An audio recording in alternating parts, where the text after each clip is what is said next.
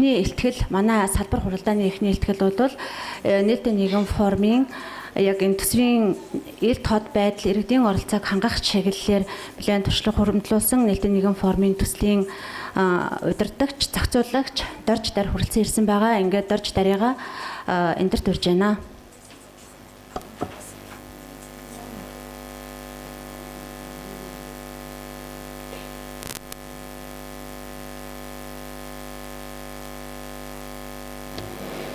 Сайн байцгаана уу. Та бүгдийн өдрийн амрыг хэрье. Тэгээд яг төсвийн ил тод байдал гэхэлэр маш олон зүйлийг ярьж болох байх л та. Тэгээд ялангуяа улсын одоо юу гэдэг төв засгийн газрын төвшөнд гэх юм бол энэ ил тод байдлын талаар нэлээд судалгаанууд хийгдсэн байдаг. Олон улсын байгууллагууд ч гэсэн төсвийн ил тод байдлыг өөрсдийнхөө бас тэр тухайн улс орныг үнэлэх шалгууруудад бол оруулсан байдаг. Тэгэхээр би өнөөдөр бол тэр тухайг яриад яг хөө зүгээр яг урд нь бид нар нээлттэй төсвийн индекс гэдэг нийт нэг 100-аад орон хамарсан тийм нэлээд тийм том судалгаанд 3 удаа Монгол улс хамрагдчихжээ. Тэгээ анх 2006 онд, 2008 онд, 2010 онд гээд 3 удаа одоо ингээд 4 дахь судалгаа нь хийгдэж байгаа. Тэгэхэд бол тэр төв засгийн газрын төвшөнд бол манай байдал бол 2006 онд бол одоо дэлхийн хамгийн ил тод бус 5 оронд багтж байгаа. Тэгээд 2010 онд бол харин одоо нэг 100-аад орны нэг хэдд нөлөөд нэг 60 оноотойгоор 100 оноос 60 оноотойгоор нэг дунд тавьцаа нэг Оросын төвшөнд явж байгаа. Тэгэхээр яг баг зэргийн ахиц бол тэнд бол гарч байгаа гэж хэлж болно. Тэгээд яг би зүгээр өнөөдөр та бүхэнд юуг танилцуулах гэсэн бэ гэхээр нээлттэй нийгэм форумоос иргэд төсвөө хянана гэдэг сүлжээтэй хамтраад орон нутгийн төсвийн ил тод байдал гэдэг тийм судалгааг бол хийсэн. Тэгээд энэ судалгааныхаа тайлан бол хараахан одоо яг эцэслэн хэвлж амжаагүй. Гэхдээ ер нь бол дүн гарцсан. Тэгэхээр энэтэй холбоотойгоор би зүгээр нэг цөөхөн хэдэн зүйлийг та бүхэнд ярих гэж бодсон. Тэгээд энэ дээр бол төсвийн ер нь бол яг зүгээр бас нэг олон улсын төвшөнд ингээ хараад үзэхлээр яг төв засгийн газрын төвшөнд биш орон нутгийн төвшөнд болохоор яг төсвийг ийм байдлаар ил болгоно ч гэдэм үү тийм удирдамж зөвлөмжид нар бол үндсэндээ бас байдгүй юм байлээ. Яг тэгвэл улс орон бүр маш их ялгаатай. Тэгээд тийм учраас үндсэндээ энэ аргачлалыг бол биднээс яг тэр олон улсын төвшөнд хийдэг нээлттэй төсвийн индексийн аргачлалаар явсан юм байна. За тэгээд зөвлөхөө би зөвшөөрөлтөөр эхэлсэн шүү. Тэгээд одоо би та бүхэнд энэний талаар бол товчгоо ярьж. Яг тэгвэл та бүхэн бас энэ орон нутгад энэ байдал ямар байгааг өөрсдөө сайн мэдж байгаа учраас яг нэг тийм энэ миний ярьсан зүйлийг ихэнх нь мэдгэл байх л та тийм.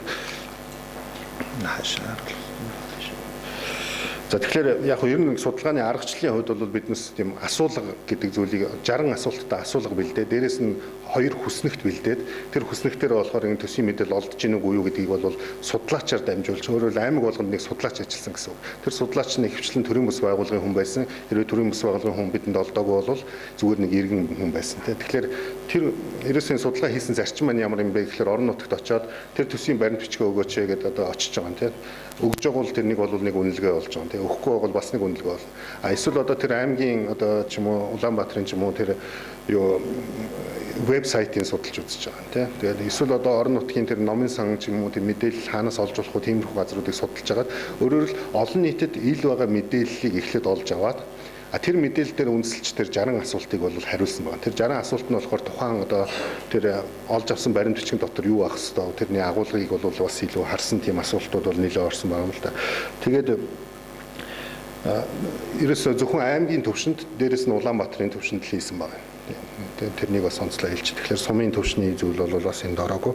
Тэгээд мэдээлэл бол биднес 2010 оны 11 сараас 12 сарын 12 оны 3 сарыг дуустал бол үндсэндээ бол нэг 5 сар. Тэгээ яагаад бас энэ 11 сараас эхэлсэн гэхээр нөгөө төсөв баталдаг үйл явцтай холбогдуулж бас энэ мэдээллийг цуглуулах гэж оролцсон юм аа. За тэгээд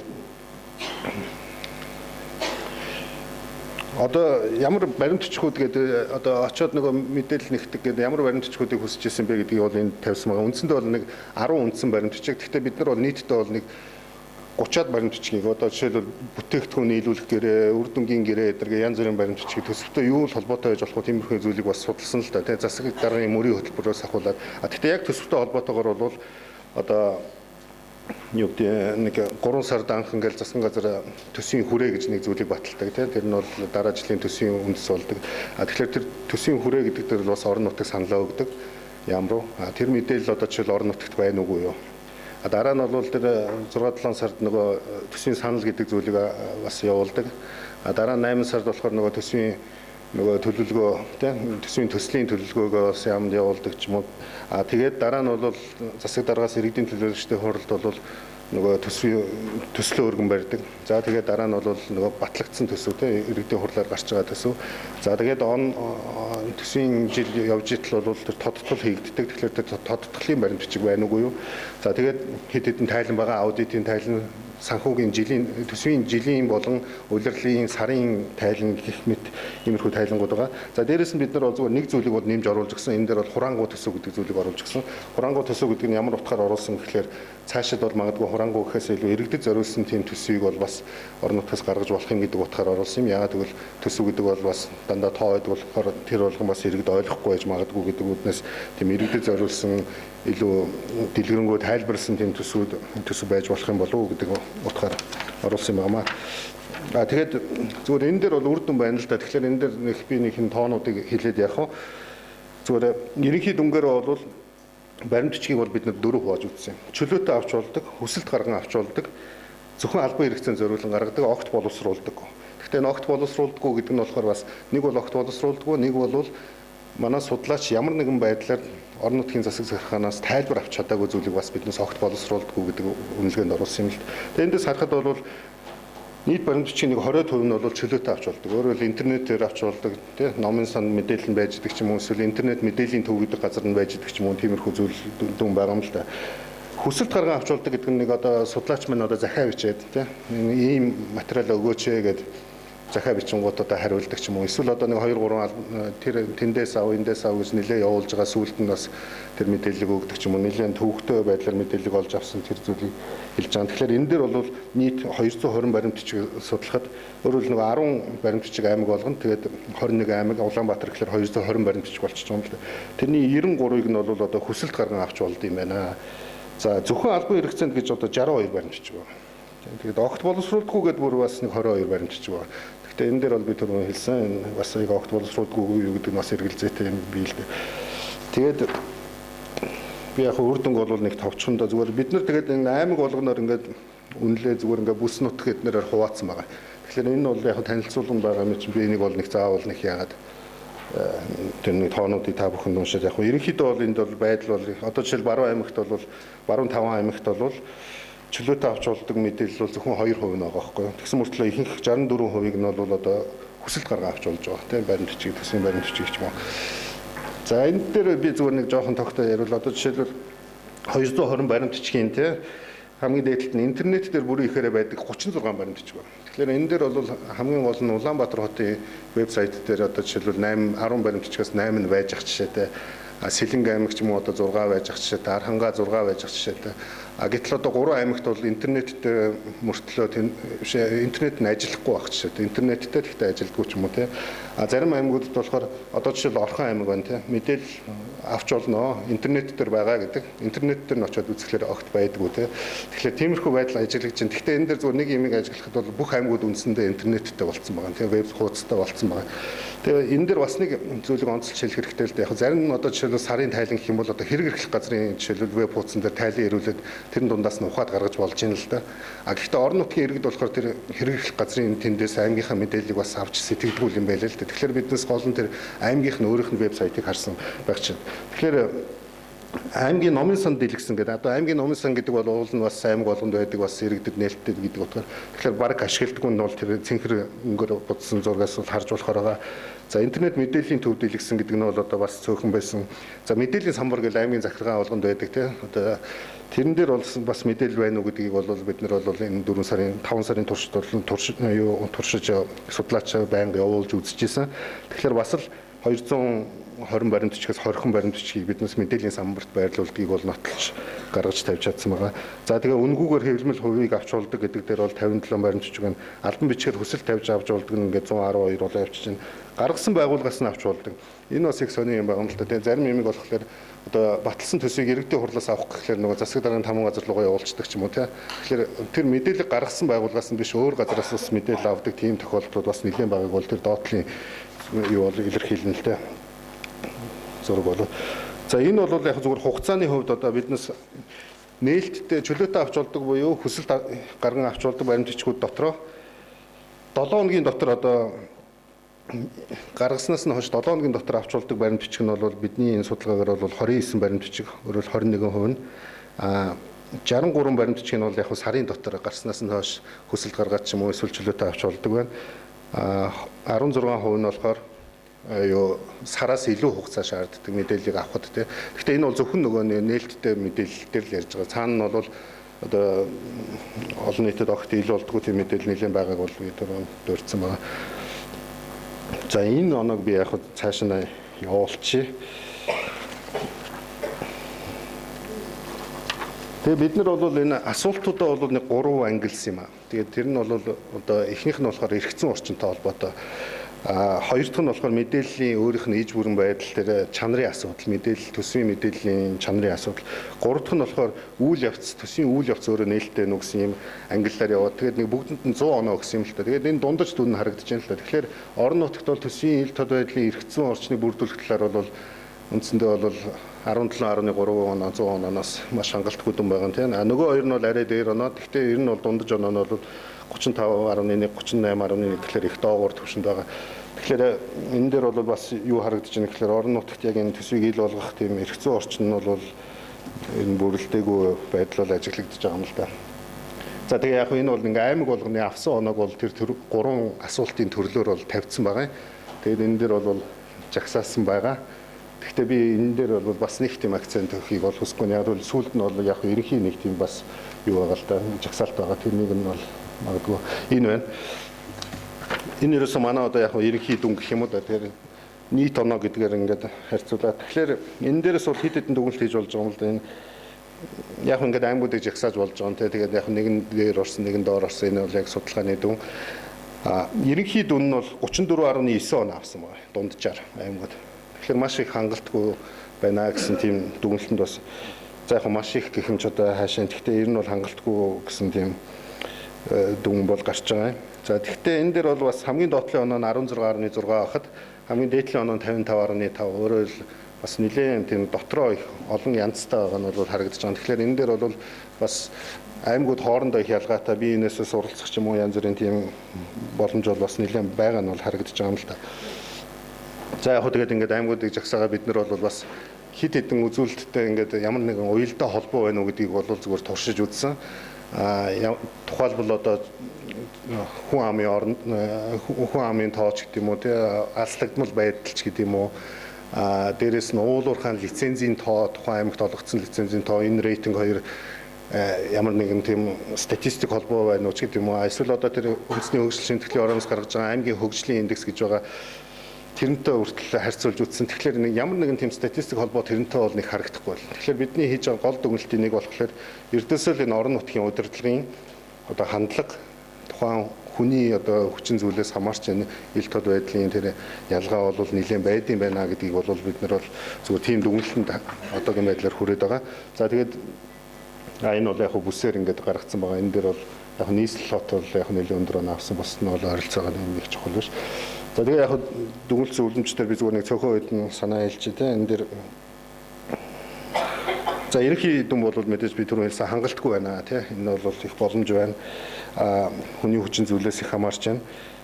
Тэгэхээр орон нутгийн засаг захиргаа ерөөсөө энэ мэдээллийг ил тод болгох энэ нээлттэй төсвийн мэдээллийг нээлттэй болгох асуудлыг нэг тийм байгууллагын соёлын төвшөнд авч үзэх хэрэгтэй юм байна л да тий. Тэгэхээр нэг тийм юм дутагдаад байна уу гэсэн тийм өөрөөр хэл одоо ингээл ямар ч одоо Жишээлбэл одоо тэр янз бүрийн бүтээгдэхүүн нийлүүлэх гэрээ эднэрийг үзэж явах, засаг даргын мөрийн хөтөлбөр эднэрийг үзэж явахт ерөнхийдөө төрийн үйл ажиллагааг ил тод болгоно гэсэн заалтууд орсон байдаг.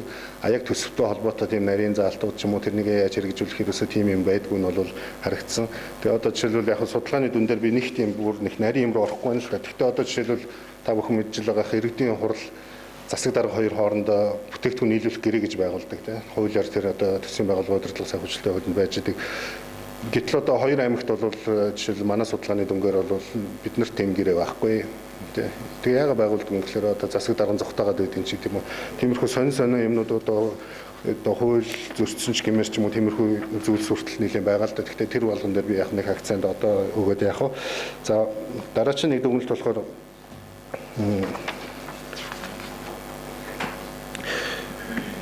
тэр түрүүн бас гарсан одоо зөвхөн албан хэрэгцээнд гээд маш их мэдээллийг одоо жишээлбэл байлгаж байдаг. Тэгээ дээрэс нь бол заавал нэг хойноос нь бичиг цаас өгж иж нэг мэдээлэл авдаг. Тэгэхээр энэ төрийн орон нутгийн төрийн байгууллагууд бол өөрсдөө тийм санаачлагаараа мэдээллийг ил болгох. Дээрэс нь албан хэрэгцээнд байгаа мэдээлэлээ зүгээр албан олон нийтэд тавьчихад бол ямар нэгэн хүндрэл бэрхшээл байхгүй те тэнд нэг нууцын зэрэгэлтэй юм байхгүй. Тэгэхээр энэ ажлыг бол урагшлуулахад бол бололцоо боломж бол маш их байгаа нь харагдаж байгаа. За тухайлбал одоо тэр түрүүн ярьсан цахим мууц, номын сан ч юм уу тиймэрхүү хэлбэрүүдээр бас мэдээллийг олон нийтэд төрөхөд бол нэг тийм зардлын хувьд бол нэг тийм өндөр өртөгтэй зүйл бол биш байгаа. За төсвийн төлөлтийн явцад энэ судалгаа яг наривчлал хуваад үзэхлээр төлөвлөлтийн шатны баримтчгууд дараа нь бол нөгөө тайлангууд ингээд хуваагаад үзэхлээр төлөвлөлтийн явцын баримтчгууд нь бас их оноо нь бол таарах юм байна. Тэгэхээр энэ дээр бол юу гэж дүгнэж байгаа гэхээр тэрэн дээр бол иргэдийн оролцоо бол маш муу байдаг тийм. Одоо жишээлбэл төсвийн одоо тэр нөх хүрээний тэр орон нутгаас авдаг санал гэдэг бол тэрнийг бол ерөөсөө огт ил болгодгоо гэж байгаа. Цөөхөн эд аймагт яг иргэд хүсэлт гаргавал биднээс өгж болно. Гэхдээ тэгж хүсэлт гаргадаг юм гэж байна тийм. Дээрээс нь тэр нэг 7 сарын эхэнд одоо сангийн яамд боловсруулж өгдөг төсвийн санал дээр бол бас л яг тийм дүн гарч байгаа. Ерөөсөө аймагуд бол ерөөсөө олон нийтэд ил болгодгоо. Тэгэхээр үндсэндээ нэг эхний үе шатанд бол иргэд оролцсон гэсэн ойлголт бол үндсэндээ байхгүй байдал харагдчихлаа л дээ. За дээрээс нь одоо иргэдийн хурлын төсвийн төслөө өгөхдөө хүртэл зарим иргэдийн хурлын гишүүд бол одоо жишээлбэл бүр яг хурал дээр л энэ баримт бичигтэй танилцж байна гэсэн хариуг бол биднээс бол их өгж илээ. Одоо иргэдийн хуралд бол одоо магадгүй хуулийн хугацаанд ч юм уу 12 сарын 1-нд ч юм уу ингээл төсвийн төслөө өгчдөг ч юм уу тэгээд тэрнийг нь цааш нь иргэдийн хурлын гишүүдтэй хүртэл хүрэхэд бол олон цаг хугацаа их алддаг ч юм уу. За зарим газар бол нэг хурлаас нэг 3 хоногийн өмнө ч юм уу тэр нэг юу төслөө бол танилцуулах эдгээр явдал нэлээд их байд юм байлээ. Тэгэхээр энэ дээр бол бас яг тэр иргэдийн хурлын төлөөлөгч нь өөрсдөө төсөвтөө танилцах цаг хугацааны тийм бололцоо нь бол бас их бага болчихж байгаа харагдчихсан. За миний цаг дуусч байгаа хэрэгтэй одоо. Тэгээд би түрүүсэн аймагуд хоорондоо их ялгаатай дүнтэй байгаа нь бол бас би энэс суралцах тийм одоо юу гэдэг бололцоо бол бас нэлээд байна.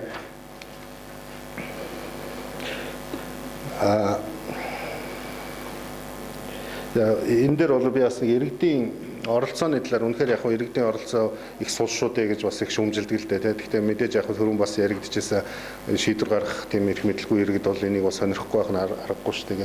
Гэхдээ энэ дээр бол бас энэ аймгийн засаг захиргаанаас мэдээллийг шаардах ялангуяа тийм төрийн бүс байгууллагуудад бол тийм бололцоо бол байд юм байна.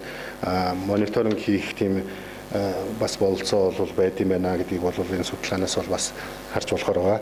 За энэ дээр бас нэг зүйлийг бол би түрүүн хэлсэн байгаа. Тэр одоо жишээлбэл тэр бүтээгдэхүүн нийлүүлэх гэрээ гэдэг одоо жишээл хоёр аймагт бол засаг даргатай тийм гэрээ байгуулаагүй ч гэдэг юм уу.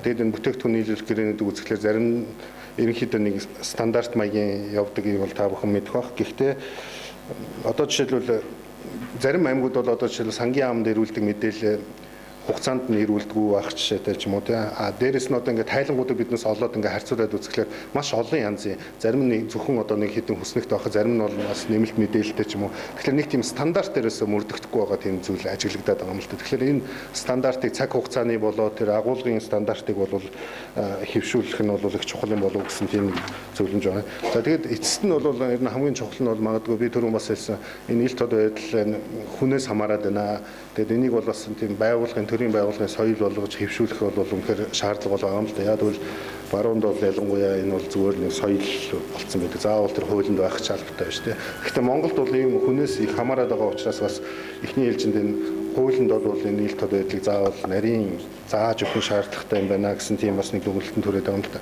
Одоо жишээлбэл энэ төсвийн төсөл дээр одоо их хурл дөрвөн барьсан байгаа төсөл дээр бол ил тод байдал бол нэг зарчим байгаа юм тийм. Тэгээд одоо тэр төслийн эхний одоо хувилбаруудад бол жишээлбэл одоо иргэдийн төлөөлөгчдийн хурал дээр аймгийн ч юм уу тийм иргэдийн төлөөлөгчдийн хурал дээр төсвийг хэлцэхдээ заавал нээлттэй сонсгол хийнэ гэдэг гэсэн тийм саналууд явж лээсэн. Тэд нар нь байхгүй болцоо одоо бол зүгээр яг багийн төвшөнд юм уу тийм доод төвшөнд бол хэлэлцүүлэг хийхээр заасан байдаг тийм. Гэтэл одоо ягаад тэр аймгийн төвшөнд нийслэлийн төвшөнд одоо жишээлбэл тэр төсвийн сонсголыг заавал хийдэг тийм журам байж болохгүй гэж гисэн иймэрхүү зүйл бол ажиглагдчихжээ. Тэгээд яг зүгээр энэ судалгаанаас мэдээж ингээд хүмүүс бол асуух байх л та. Төсвийг одоо орон нутагт их мэдлэг шилжүүлгээд байдаг. Гэтэл одоо ил тод байдал юм таарах хүн байгаа юм байна шүү дээ. Энэ одоо юу гэсэн үг вэ гэсэн тийм асуултыг тавьж ингэж болох юм уу те шилжүүлж их мэдлэг шилжүүлж болох юм уу гэдэг. Гэхдээ зүгээр манай судалгаанаас зүгээр энэ харж байхад бол бас одоо нийт орон нутгийн төсвийн төсөв гэдэг чинь нэгдсэн төсвийн 5-6% тэнцэж чинь нэгдүгээрт те. Тэгэхээр ингээд нөгөө төр иргэд нь ингээ биенээсээ холдсон байдал ажиглагдаад байгаа юм л да. Ердөөсөө бидэнд нэг мөнгө байхгүй шүү дээ тий. Тэгэхээр юугийн тайлагнуулах гэдэг юм гэсэн хандлагаар хандж байгаа байдал бол нэлээд ажиглагдчихжээ. Тэгэд энэ судалгааг хийхэд бол одоо ил тод байдал сан, зориг сан, бие даасан судалгааны АР-ийн төв, тэгээ эмэгтэй удирдах сан гэдэг ийм дөрвөн одоо гол судлаач байсан. Дээрээс нь бол аймаг болгонд нэг судлаач бид түрүүн хэлсэн. Тэгэхээр энэ бол бас нэг хамтын бүтээл. Тэгээд бид нар бол яг эцсийн тайлангаа бол нэг 10 хоногийн дараа бол хэвлээд гаргачих бах. Тэрэн дээр бол бас энэ саяны ярьсан зүйлсийг нэлээд тийм тодруулсан бодиттой баримтуудыг гаргасан тийм зүйлийг бол тавина. Тэгээд бас өөрсдийнхөө интернет дээр бол бид нар бас мэдээллийг тавьж тэгээд за баярлалаа тав. За дорж дайрдаа баярлалаа. Тэгээд энэ хүү судалгаа маань бол нэлээд их ач холбогдолтой. Тэгээд энэ тайлан сая одоо 10 хоногийн дараа ингээд гарна гэж манай дорж дайр хэлж байна. Тэгээд энэ судалгааг олж авч үзэх юм бол ерөнхийдөө төсвийн ил тод нээлттэй байдал хэр зэрэг байна вэ? Тэ бид нар цаашдаа юу хийх шаардлагатай байна вэ? Юу анхаарах хэрэгтэй байна гэсэн маш олон асуултанд хариу өгч чадах ийм бас наривчилсан үндэсний хэмжээнд хийгдсэн анхны ийм судалгаа байж байгаа. Тэгэхээр энэ маань бас бидний цаашдын чиг замыг тодорхойлж өгөхөд нэлээд их нөлөө үзүүлнэ гэж бодож байгаа. За тэгээд мэдээж ардчлалыг хөгжүүлэхэд хамгийн гол зүйл нь иргэдийн оролцоо гэж бид нэр ярьж байгаа. Тэгээд иргэдийн оролцоон дээр ягаад төсвийн ил тод байдлыг бид нэр онцгойлон авч үзээд байна гэхээр төсөв гэдэг маань угаасаа улс орны одоо толь болдог. Аливаа нэгэн үйл ажиллагаа бидний амьдралын ч гэсэн бас толь болж байгаа учраас энд бол иргэд заашгүй оролцох шаардлагатай байдаг юм а. Тэгэд энэ учраас бид нар бол энэ шууд ардчлалыг хөгжүүлэх иргэдийн оролцоон дээр төсвийн ил тод байдлыг бол анхааран авч үзэж байгаа гэдгийг бас та бүхэндээ энэ ташрамт хэлье гэж бодож байна. За ингээд манай төсвийн ил тод байдал иргэдийн оролцоо салбар хуралдааныг маань ерөнхийлөгчийн зөвлөгт дашторж нээх ёстой байгаа. Ингээд дашторж зөвлөх ойрхон байна уу?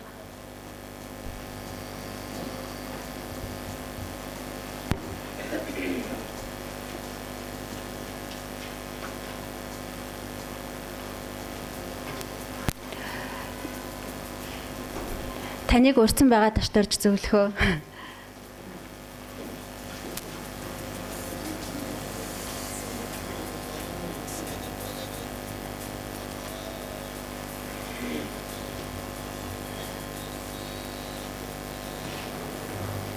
Сая Швейцаруудаас нэг жижиг арга хэмжээтэй байж байгаад жоохон хоцрорлоо уучлаарай. Тэгэхээр өнөөдөр манай энэ салбар хуралдааны сэдв өөр их чухал л да. Төсвийн ил тод байдал тэгээ иргэдэд энэ төсвийн мэдээллийг хүргэх ер нь зөвхөн төсөвч биш ер нь нутгийн одоо удирдлага сумын одоо засаг дарга иргэдийн төлөөлөгчдийн хурлаас гаргаж байгаа шийдвэрүүд нь одоо хэрхэн иргэдэд хүрч байгаа тэр чиглэлийн мэдээллүүдийг яаж хүргэж байх хэрэгтэй юм, яаж иргэд тэрийг хүлээж авч явах хэрэгтэй юмсан тийм чиглэлээр ярилцах хэрэгтэй гэж бодож байгаа. Тэгээ түрүүний нэгдсэн хуралдаан дээр бас юм санаж байгаа бах тийм ээ. Тэгээ бидний тэр нэг тийм иргэдийн оролцооны гурвалжин байдлаар харуулсан байсан шүү дээ. Иргэдийн оролцоо, дүрм журм тэгээд мэдээлэл тод байдал хүртээмж гэдэг тийм ээ. Тэгэхээр мэдээлэл тод байдал хүртээмж гэдэг асуудал өнөөдөр манай энэ салбар хуралдааны нэг гол асуудал байх хэвээр. Тэгээд сая манай дорж дээр энэ төсвийн мэдээллийн тод байдал хүртээмжийн талаар судалгааны дүнг танилцууллаа. Тэгээд энэ дүнтээс бол тавхан ер нь харж байгаа ч тийм ээ. Ер нь ямар шүү байдалтай байгааг. Тэгээд мэдээж түрүүн нэгдсэн хуралдаан дээр ч манай зарим өнөөдөр хуралд оролцсон төлөөлөгч хэлж байсан мэдээлэл байж аж оролцоогаар нь оролцоо байж хариуцлага үүснэ гэдэг тийм ээ. Тэгэхээр энэ мэдээлэл гэдэг асуудал нь өөрөө их тийм том асуудал болчиход байгаа юм. Тэгээ энэ дээр бид нэг ялангуяа нэг том хууль гаргаад ч юм уу тэгээд шаардлага байхгүй. Тийм тогтсон одоо юу гэдэг юм да соёл гэдэг юм уу тийм ээ манай дөрж дээр хэлдэг. Тийм юм уулан байхад л болохоор байгаа юм. Тэгээд энэ өөрөө болдгоо юм шиг байлээ л дээ. Тэгээд бид нар сая их хурлын гишүүдтэй Польш явж байхад энэ Варшавын энэ төсвийн энэ иргэдэд зориулсан жижигхэн брошюр мэдээлэл байгаа юм. Тэгэхээр ядаж ийм хэмжээнд одоо тийм сумын хэмжээнд аймгийн хэмжээнд нийслэл дүүргийн хэмжээнд гаргаад иж болохоор байгаа байхгүй. Одоо ингээд товчхон тийм ингээд энэ чинь ингээд нөгөө засаг дарга нь ийм мэдээлэл та бүхэн төрүүлж ингэж ерөнхий нэг толгой бичээд доор гарын ус зурцсан. Энийхэн доотлолт нь ингээд орлого нь ямар их өсвөөс бүрдүү, зардал нь ямар их өсвөөс бүрдүүгээд гаргачихсан.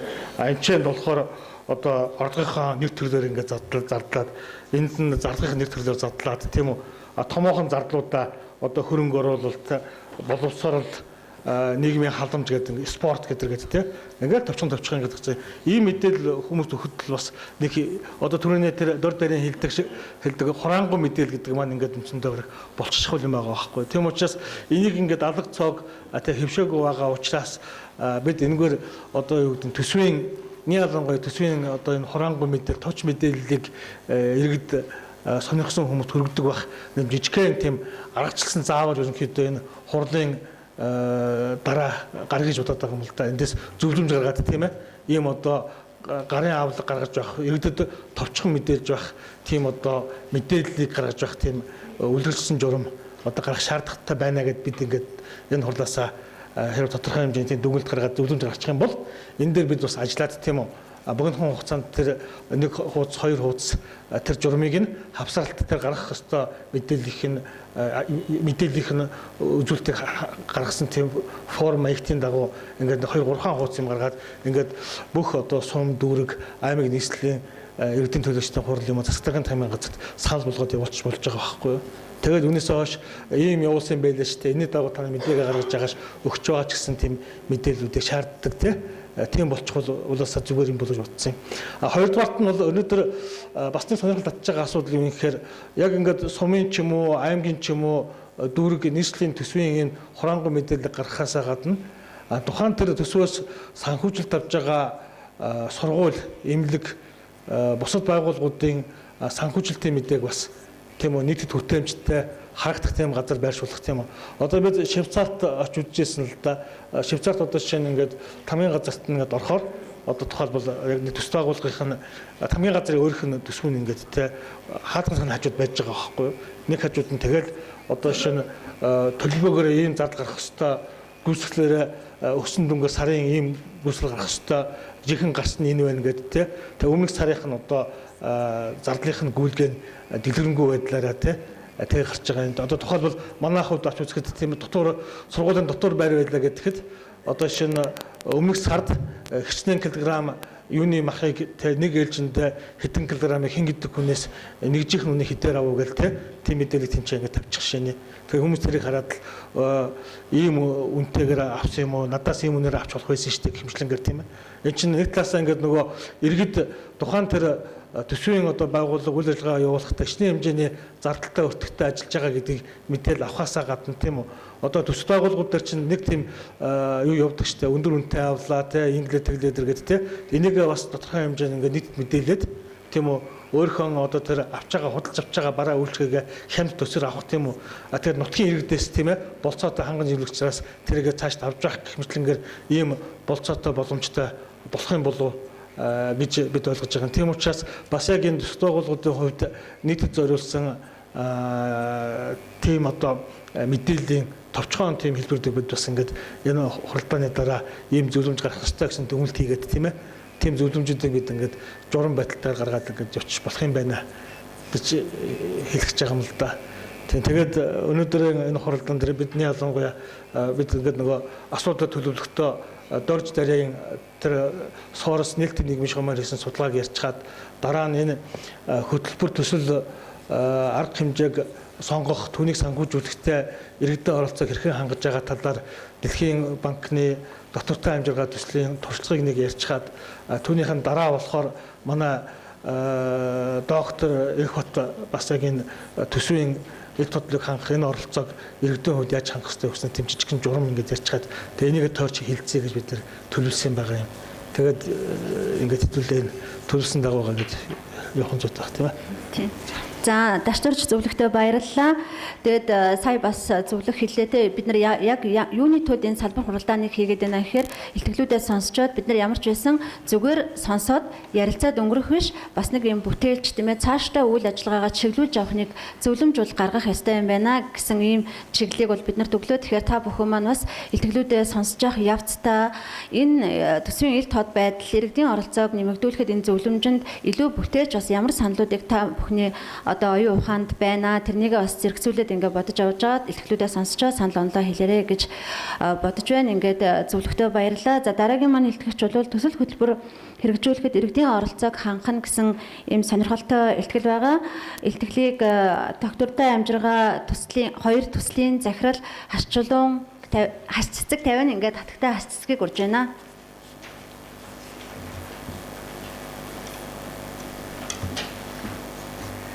За сайн байцгаана уу, энэ өдрийн мэндийг хүргье.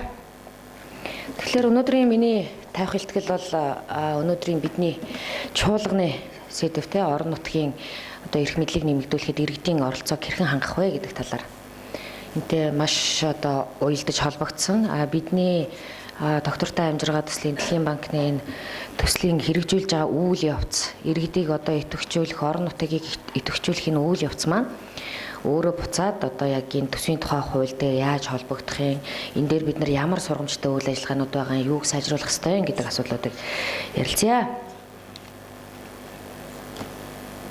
За тэгэхээр орон нутгийн хөгжлийн загварыг бид нар гаргахдаа ер нь орон нутаг хөгжихийн тулд одоо иргэдэн заавал оролцож явах ёстой байна.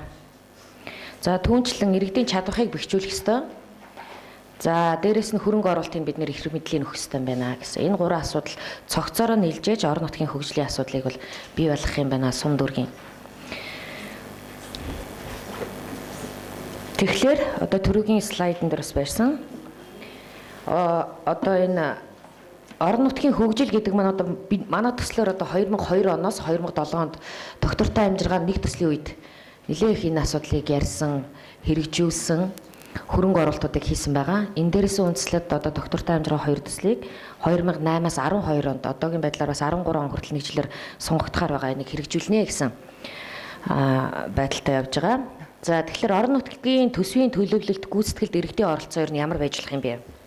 Би яагаад заавал ганцхан төсвөгээд яриад байна гэхээр ерөөсөө одоо өнөөдрийн ярьсан сэдвтэй шууд ардчлал, за түүнчлэн орон нутгийн хөгжил, одоо энэ төсвийн төлөлд энэ бүгд маань өөрөө хөрөнгө мөнгөтэй холбоотой байдаг. Тийм учраас шууд энтэй холбоод иргэд яг энэ төсөвтөө хэрхэн оролцох боломжтой юм бэ гэдэг талаар ярья. За тэгэхээр эхлээд тэр санал боловсруулах гэж нэг хэсэг байна. Тэгэхээр иргэд өөрсдөө ямар ч байсан саналаа гаргах ёстой. Саналаа боловсруулах ёстой. Энэ саналаа буцаагаад нөгөө багийн хурал дээр ярилцах ёстой. За тэр үндсэн дээрээс энэ багийн иргэдийн нийтийн хуралдаа бас оролцох ёстой болж байгаа.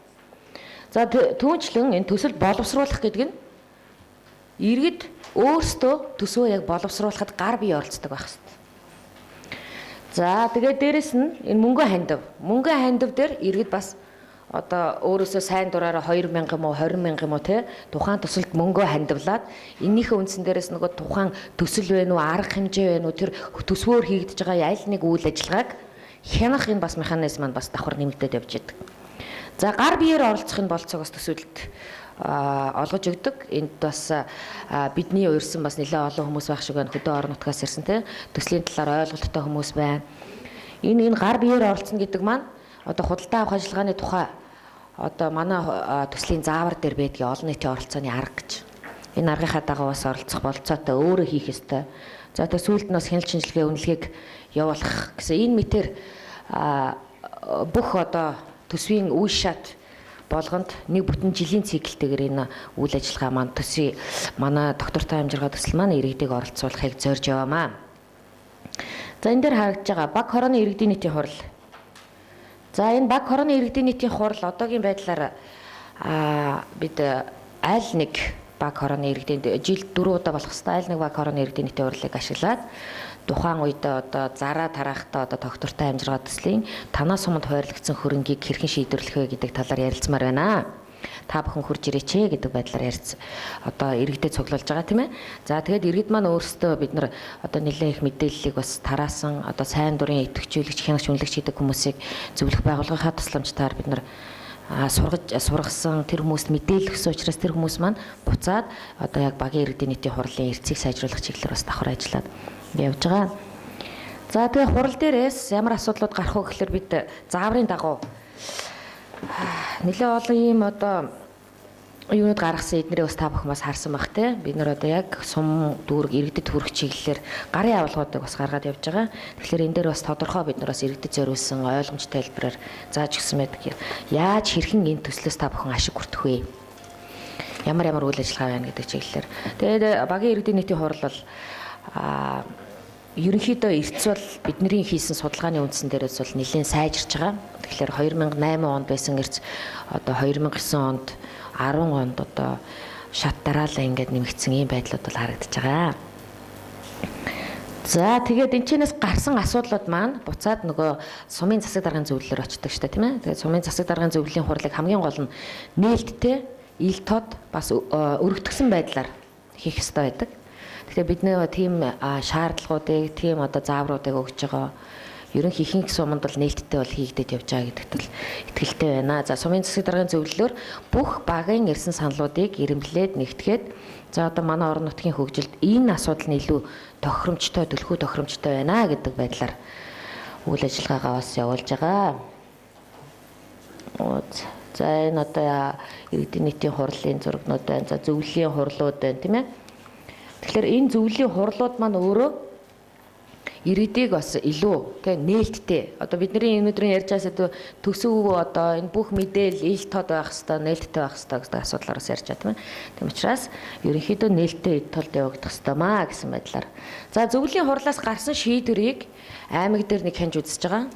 За аймагаас гадна одоо манай төслийн газрын удирдлагын мэдээллийн системд ороод бид нар бас давхар хинж үзэж байгаа. Энэ маань одоо яг хэрэгжих ёстой төслүүд нь хэрэгжиж гин үү? Эсвэл одоо хоригдлох жагсаалтанд байгаа цөөхөн хүн үр ашгийг хүрдэх бизнесийн шинж чанартай чиглэлийн те цөөхөн ганц нэг одоо сумын засаг даргыг дэмжигдсэн байх вэ гэдэг байдлаас бид нар урьдчилан сэргийлгүүднээс энэ бүх асуудлуудыг бас давхар хянаад явж байгаа юм аа. За худалдаа авах үйл ажиллагаа. Манай төслийн хувьд та бүхэн ч бас мэдж байгаа 2009 оноос хойш 9-10 онд ерөнхийдөө бүх сумын хэмжээнд худалдан авах ажиллагааг сумын засаг даргын тамгын газар одоо сумын засаг даргын зөвлөл өөрсдөө одоо энэ хийх ажлынхаа худалдаа авах ажиллагааг хийх энэ чиг үүргийг өгсөн байгаа. Тэр үүднээс сумдууд алдаа оноотой ч гэсэн ер нь одоо худалдаа авах ажиллагааг бас хийж сурж байгаа. За одоогийн байдлаар худалдаа авах ажиллагааны хуулийн дагуу бид зохих сургалтуудыг одоо сумын одоо тухайн орон нутагт байгаа одоо үнэлгээний хорооны гишүүд за засаг даргын тамгын газрынхан за түнчлэн төслөөс ашиг хүртэж байгаа нөгөө боловсрол эмнэлэг эрүүл мэнд дэд бүтэц гэдэг энэ салбарын төлөөллүүдийг оруулаад бас сургалтуудыг бас хийгээд явж байгаа. За төслийн зааврын хувьд би одоо түрүүн бас яг нэг дурдаад өнгөрсөн. Иргэд олон нийтийн оролцоотойгоор өөрсдөө худалдаа авах ажиллагаагаа одоо зохион байгуулж болно. За энэ дээр бас би нэг юу ярих гэдэг нь гэхээр энэ бараа ажил үйлчлэгийн худалдаа авах ажиллагаанд одоо сайн дурын үнэлэгч хянагч гэдэг энэ одоо сайн дураараа ажиллаж байгаа энэ хүмүүс маань хяналт тавиад ажиглагчаар суух хэрэгтэй. Тэр маань өөрөө буцаагаад нөх худалдаа авах ажиллагаа маань илүү ил тод нээлттэй шударга зохион байгуулахад бас туслах нэг дэлгүүр маань болж байгаа. За худалдаа авах ажиллагааны одоогийн байдлаар бид ерөнхийдөө 5-6 мянган төслийн худалдаа авах ажиллагааг орон нутагт зохион байгуулсан байна. За тэгэхээр сумын засагт анх бол сумын засаг дарга үнэлгээний хороо байгуулж ийн гэдэг өөрөө үнэлгээний хорооныхоо дарга болсон бас заримдаа явдаг байсан. Одоо тэгэхээр ийм асуудлууд байхгүй болсон. Ер нь сум яах ёстой худалдаа авах ажиллагаа ямар зааврын даа Монгол улсын хэмжээнд ч гэсэн яг адилхан тийм. Түнчлэн төслийн хэмжээнд ер нь адилхан одоо яг журам зааврын дагуу ингээд үйл ажиллагаа явуулж байгаа. За худалдаа авах ажиллагаанаас гараад гүйцэтгэгчийг сонгон шалгаруулчлаа. Тэрний дараа бид нар энэ олон нийтийн оролцоотой гүйцэтгэл буюу энэ гүйцэтгэлийн арга хэмжээг одоо энэ. Тэгэхээр энэ гүйцэтгэхдээ иргэдийн оролцоотойгоор хийнэ. За гүйцэтгэх иргэдийн хяналт байна, иргэдийн үнэлгээ байна. За түнчлэн иргэдийн яг гар биеэр оролцож байгаа, мөнгөн хөрөнгөөр оролцож байгаа энэ бүх асуудлууд бол давхар ороод явж байгаа. За олон нийтийн оролцооны арга нь иргэдийн бүлгүүд өөрсдөө одоо нийлээд өөрсдийн гаргасан санал санаачлалын дагуу тийм ээ. Одоо манай Дархангай аймгийн нэг сумд зам засах хэрэгтэй байна. Бид өөрсдөө гар бие оролцсноо. Бид нар зөвхөн материал авах хэрэгтэй байна. Бид өөрсдөө хийчихнэ гэсэн байдлаар хандах энэ бололцоог бид нар олгож байгаа. Энэ нь өөрөө илүү хэмнэлттэй тэгээд илүү сэтгэлтэй бид нар өөрсдийнхөө төлөө одоо сумын иргэд маань өөрөө өөрсдийнхөө төлөө юм хийж байгаа илүү бас чанартай сэтгэл гарсан. Тэнийгээ дараа нь арилж гамнах одоо бүх сэтгэхүйг ингэж цогцлоосон иймэрхүү ажил болох илүү магадлалтай илүү бас ийм ажлууд хийгдээд тус явж байгаамаа. За олон нийтийн оролцоотой гүйцэтгэл дээр түрүүн хэлсэн одоо сайн дурын хандваа өгдөг гин гар бие оролцдог гин энэ дээрээс буцаад бид нар ахаад аваад үзэхлээр ерөөсөө төсвийн хөрөнгө энэ одоо төсвийн хөрөнгөч вэ үү, төслийн хөрөнгөч вэ үү, айл нэг их усрээр орж байгаа бүх хөрөнгө оруулалтанд иргэдэн өөрсдөө эзэм болох ёстой гэдэг юмыг бас нэлээд сайн боддог. Энийг бол давхар бас иргэдтэй ойлгуулж өгдөг ийм системийг бий болгох шаардлагатай байгаамаа. За тэгээ сайн дурын хяналт үнэлгээ шинжилгээ гэсэн. За энэ худалдаа авалтын юунууд харагдчихлаа л да. Одоо хүүхдийн одоо яг энэ олон нийтийн оролцооны аргаар хийсэн гэсэн энэ худалдаа авалтууд гэсэн. Тэгэхээр одоо хүүхдийн цэцэрлэгийн хатуу зөлийн эдлийг нь зүгээр сумын мужаа за тэгээд тэдэн одоо хүүхдүүдийн эцэг их өөрсдөө сайхан ингээ хийх болцоотой болчихж байгаа. За тэгээд энэ хийхдээ нөх хүүхдүүдэд зориулсан илүү хямд өртгөөр бас чанартай хийх бас боломжийг бас олгодог. За тэгээд дээрэс нь одоо гүйцэтгэлийн талаар ихэд одоо жишээ нь манайх ч 2 3 бүрэлдэхүүнс ихтэй штэ. Одоо олон нийтийн санаачлагын сангаар нийгмийн үйлчлэгийг сайжруулах чиглэлийн төслүүдийг хэрэгжүүлж хахад бэлчээрийн мал аж ахуй эрсдлийн удирдлагын сангаар одоо бэлчээрийн төлөвлөлтийг сайжруулах үндсэн дээрээс буцаагаад нөгөө энэ төлөвлөлтөөсөө гадна хөрөнгө оруулалтуудыг төлөвлөлтөнд зориулаад хөрөнгө оруулалтуудыг хийж байгаа. Энэ мэдчлээ одоо мал угаалгын цэнг байна. За бэлчээр хайших байна.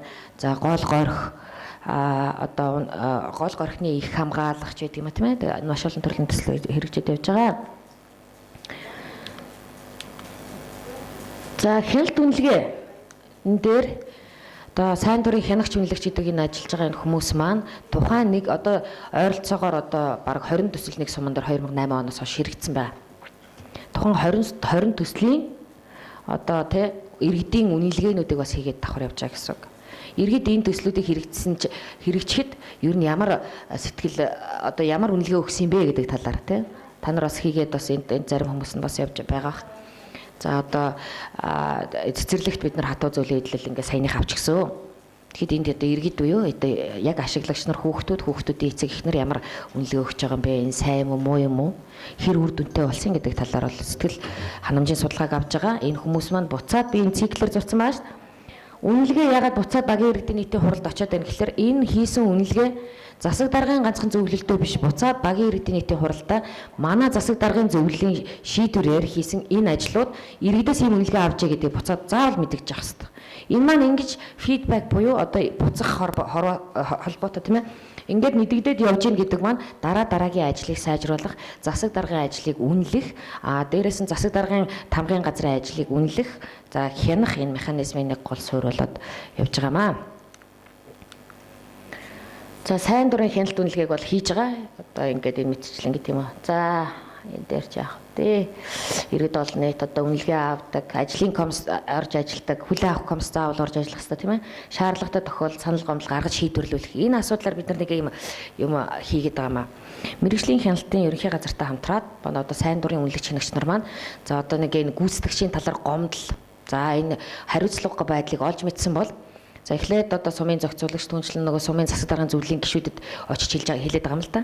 За тэгээ ингээ хэлэхлээр сумын засаг дарга за одоо наадах чинь ч одоо юу яахгүй байна да гэд шийдвэрлэж өгөхгүй бол хэн хариуцах вэ гэхлээр ерөнхийдөө аймгийн одоо тийм мэрэгжлийн одоо тухайн ажлыг зогсоох хэрэгтэй, мэрэгжлийн байгууллагуудад сандах хэрэгтэй. Энэ чиглэлээр бид нар саяхан нэг сургалт зохион байгуулсан.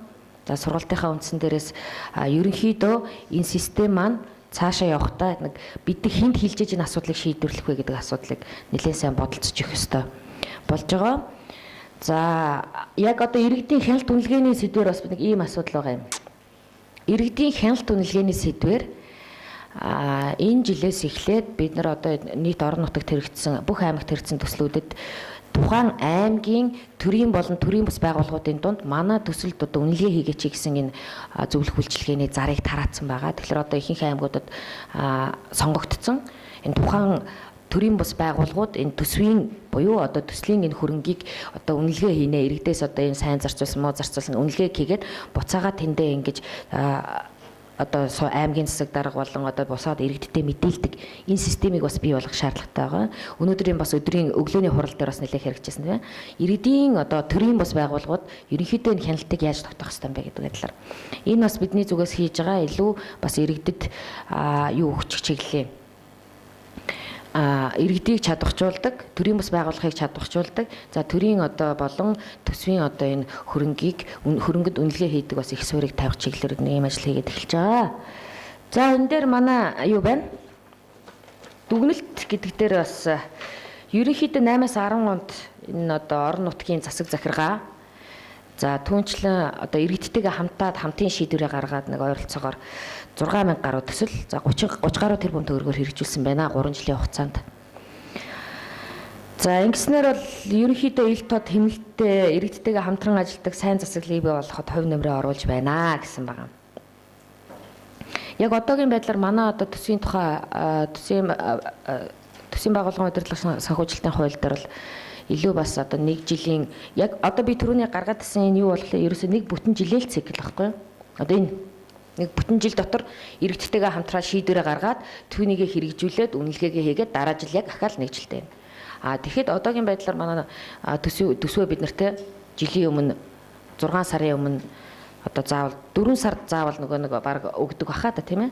Одоо аймаг сумдууд руу өгөн сум цаашаа дэш явна гэд 8 сар гэхэд одоо төсөв хилцэхэд бэлэн болсон байна гэдэг байдлаар ч юм уу бас цаг хугацааны хувьд илүү хэмнэлттэй ийм арга байгаа. Өнөөдрийн бас ярьж байсан энэ одоо тий шууд ардчлал энэ систем нь өөрөө цаг хугацааг шаарддаг гэж. Энэ систем манай одоо яг хэрэгжүүлээд байгаа энэ системийн хувьд бол цаг хугацаа шаардах биш, илүү цаг хугацааг илүү одоо юу хэмнэх ийм шаардлагатай байгаа. За тэгээд одоогийн тэр дашнуурт зөвлөх бас ярьсан төсвийн тухай хууль дээр олон нийтийн оролцоог хэрхэн хангах вэ гэдэг байдал бол яг иймэрхүү байдлаар тусгагдсан байгаа. Иргэдээ саналын авна. Дараа нь баг хорооны иргэдийн нийтийн хурал дээр одоо хилцэн. Ингэж хилцснийхээ дараа юу хийх вэ гэх юм бол буцаад одоо энийг сумын засаг даргын тамгын газар нь өөрсдөө одоо ирэмблээд энийг хийгээд төслийг гаргаж ирээд тийм ээ. Яг энэ тэдэн төгрөгийн төсөвтэй тийм болох юм байна. Энэ буцаад нөгөө баг иргэний танхимаараа ахиж хилцээ. Тэгээ иргэдийн төлөөлөгчийн хурал нь баталдаг. Ийм байдлаар бол орсон байгаа. Манай төслийн хувьд бол яг тэр чиглэл рүү болоход илүү төхөмтэй тийшээ шилжих бол болцоо бол бидний хувьд бас байгаа гэж хэлж болно. За баярлалаа. Тэгээд асуулт хариулт бол дараа байх л гэдэг. За харчцэг захиралтай баярлалаа. Үгүй асуулт хариулт илтгэлүүдээ сонссны дараа байгаа. Та бүхэнд бас журмаа танилцуулсан шүү дээ. Тэгээ яаж хурал маань явагдах вэ гэх. Тэгээд энэ манай доктортой амжиргаа 2 төсөл маань бол би хэрвээ андуураагүй бол манай одоо үндэсний хэмжээнд 329 сумын хүрээнд бүр иргэдэд хүрч ажиллаж байгаа хамгийн ололттой амжилттай юм төсөл хэрэгжиж байгаа. Тэгэхээр иргэдийн оролцоог нэмэгдүүлнэ гэдэг маань зөвхөн бид нар бас иргэдийн оролцоог нэмэгдүүлэх ёстой гэж ярихаасаа гадна бид нар иргэд маань яаж оролцох ёстой юм бэ? Яаж хяналтаа тавих ёстой юм бэ гэдэг дээр чадварчуулах, мэдээлжүүлэх ийм зүйлүүдийг бол хийх шаардлагатай байдаг. байдаг. Тэгээ энийг бол хийгээд ингээ явж байгаа манай харч цэцэг одоо захирлын удирдлагын доор ажиллаж байгаа бүтэн чадварлаг баг бас энийг ингээд амжилттай хэрэгжүүлж явж байгаа. Тэгээд эндээс ашиг шимээ хүртсэн бас манай иргэдчгсэн амьдрал дээр энэ ямархуу үр ашигтай төсөл хэрэгжиж байна гэдгийг мэдж байгаа байх гэж найдаж байна. Мөн яг төсвийн хяналтын чиглэлээр иргэний нийгмийн байгууллага чиглэлээр манай нээлттэй нийгэм форум бол сүүлийн одоо 3-аас 4 жилийн хугацаанд бас энэ иргэний нийгмийн байгууллагыг чадварчуулах чиглэлээр тодорхой төслийн уралдааны үддийг зарлаад орон нутаг тийм ээ одоо Улаанбаатар нийслэл дүүрэг гэдэг энэ төрийн бас байгууллагуудад ийм төслийн тэтгэлэгт уралдаан зарладаг. Тэгээд энд бас оролцсон байгууллагууд маань нэлээд их чадварчдаг ийм ололттой зүйлийг бас та бүхэндээ хэлэхэд таатай байна. За тэгээд дараагийн маань илтгэл бол Дэлхийн банкны эдийн засгийн чадварыг бэхжүүлэх техник тусалцааны төслийн үндэсний зөвлөх Инх бат докторыг урьж байна. Ингээд Инх баттай микрофон дээр.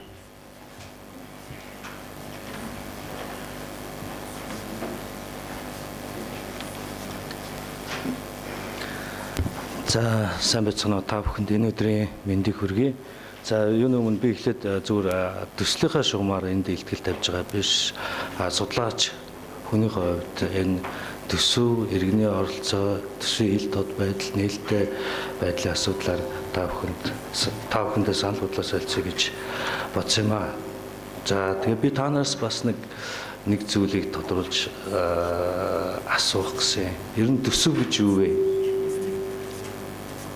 Хүмүүс янз бүрийн ойлголттой байдаг те.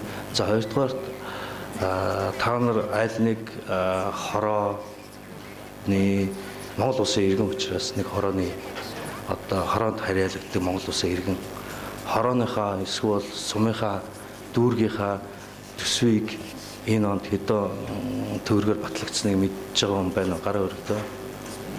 Зарим магадгүй орон нутгаас эрдэнэ төлөөлөлтөй хурлаас ирсэн хүмүүс бол яг мэдж байгаа баг те.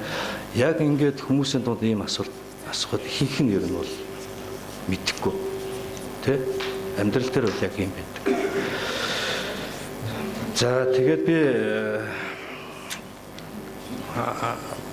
илтгэлийнхээ бүтцийг хоёр хэсгээс тайлбарлахаар бэлдсэн байж байгаа. Нэгдүгürt бол энэ төсвийн ил тод байдал, төсвийн тухай төсвийн ил тод байдал, за төсвийн олон нийтийн оролцоог төсвийн үйл явцад яаж хангах юм, за төсвийн ил тод нээлттэй бусад улс орнуудын туршлага, Монгол улсын өнөөгийн төсвийн ил тод нээлттэй байдал ямар ч үр зурагтай харагдж байгаа гэдгээр ерөнхийн нэг багцсан байдлаар санал бодлоо бэлтгэсэн. За хоёрдугаар журмын төсөл гэж байж байгаа. Ер нь энэ иргэн хүн тэгээд төсөвтөө төсвийн талаарх мэдээллийг хэрхэн яаж олж авах, тэр боломжийг яаж хангаж өгөх вэ? Ямар ч одоо арга замаар бий болох вэ? Гэх талаар өөрөө босрус нэг журмыг танилцуулъя гэж бодсон юм аа. За тэгэхээр би түрүүн та нараас асууж ирсэн төсөв бол аливаа засгийн газрын бодлогын хамгийн чухал баримт бичиг байдаг. Нөгөө талаас энэ бол олон түмний сонголт, улс орны хөгжлийг одоо юун чухалч байдгийг тодорхой харуулж идэг ийм бичиг баримт байдаг. За хүн бүхний амьдралд бол төсөв ямар нэгэн хэмжээгээр нөлөөлж ач холбогдолтой байдаг. Нөгөө талаас бид нар өөрсдөө төсөвт бол татвар төлдөг учраас төсвийн үйл явц ил тод байх ийм шаардлагад нийцсэн байх ёстой гэж үздэг. За төсөв бол төр эдийн засгийн бодлогын хамгийн чухал хэрэгсэл. За засгийн газрын эдийн засаг нийгмийн бодлогын тэргүүлэх чиглэлүүдийг өөр ямар ч бичиг баримтуудаас бол илүү олж харж чадахгүй төсвөөс бол тухайн засгийн газрын бодлого тэргүүлэх чиглэлийг бол харж боломжтой байдаг.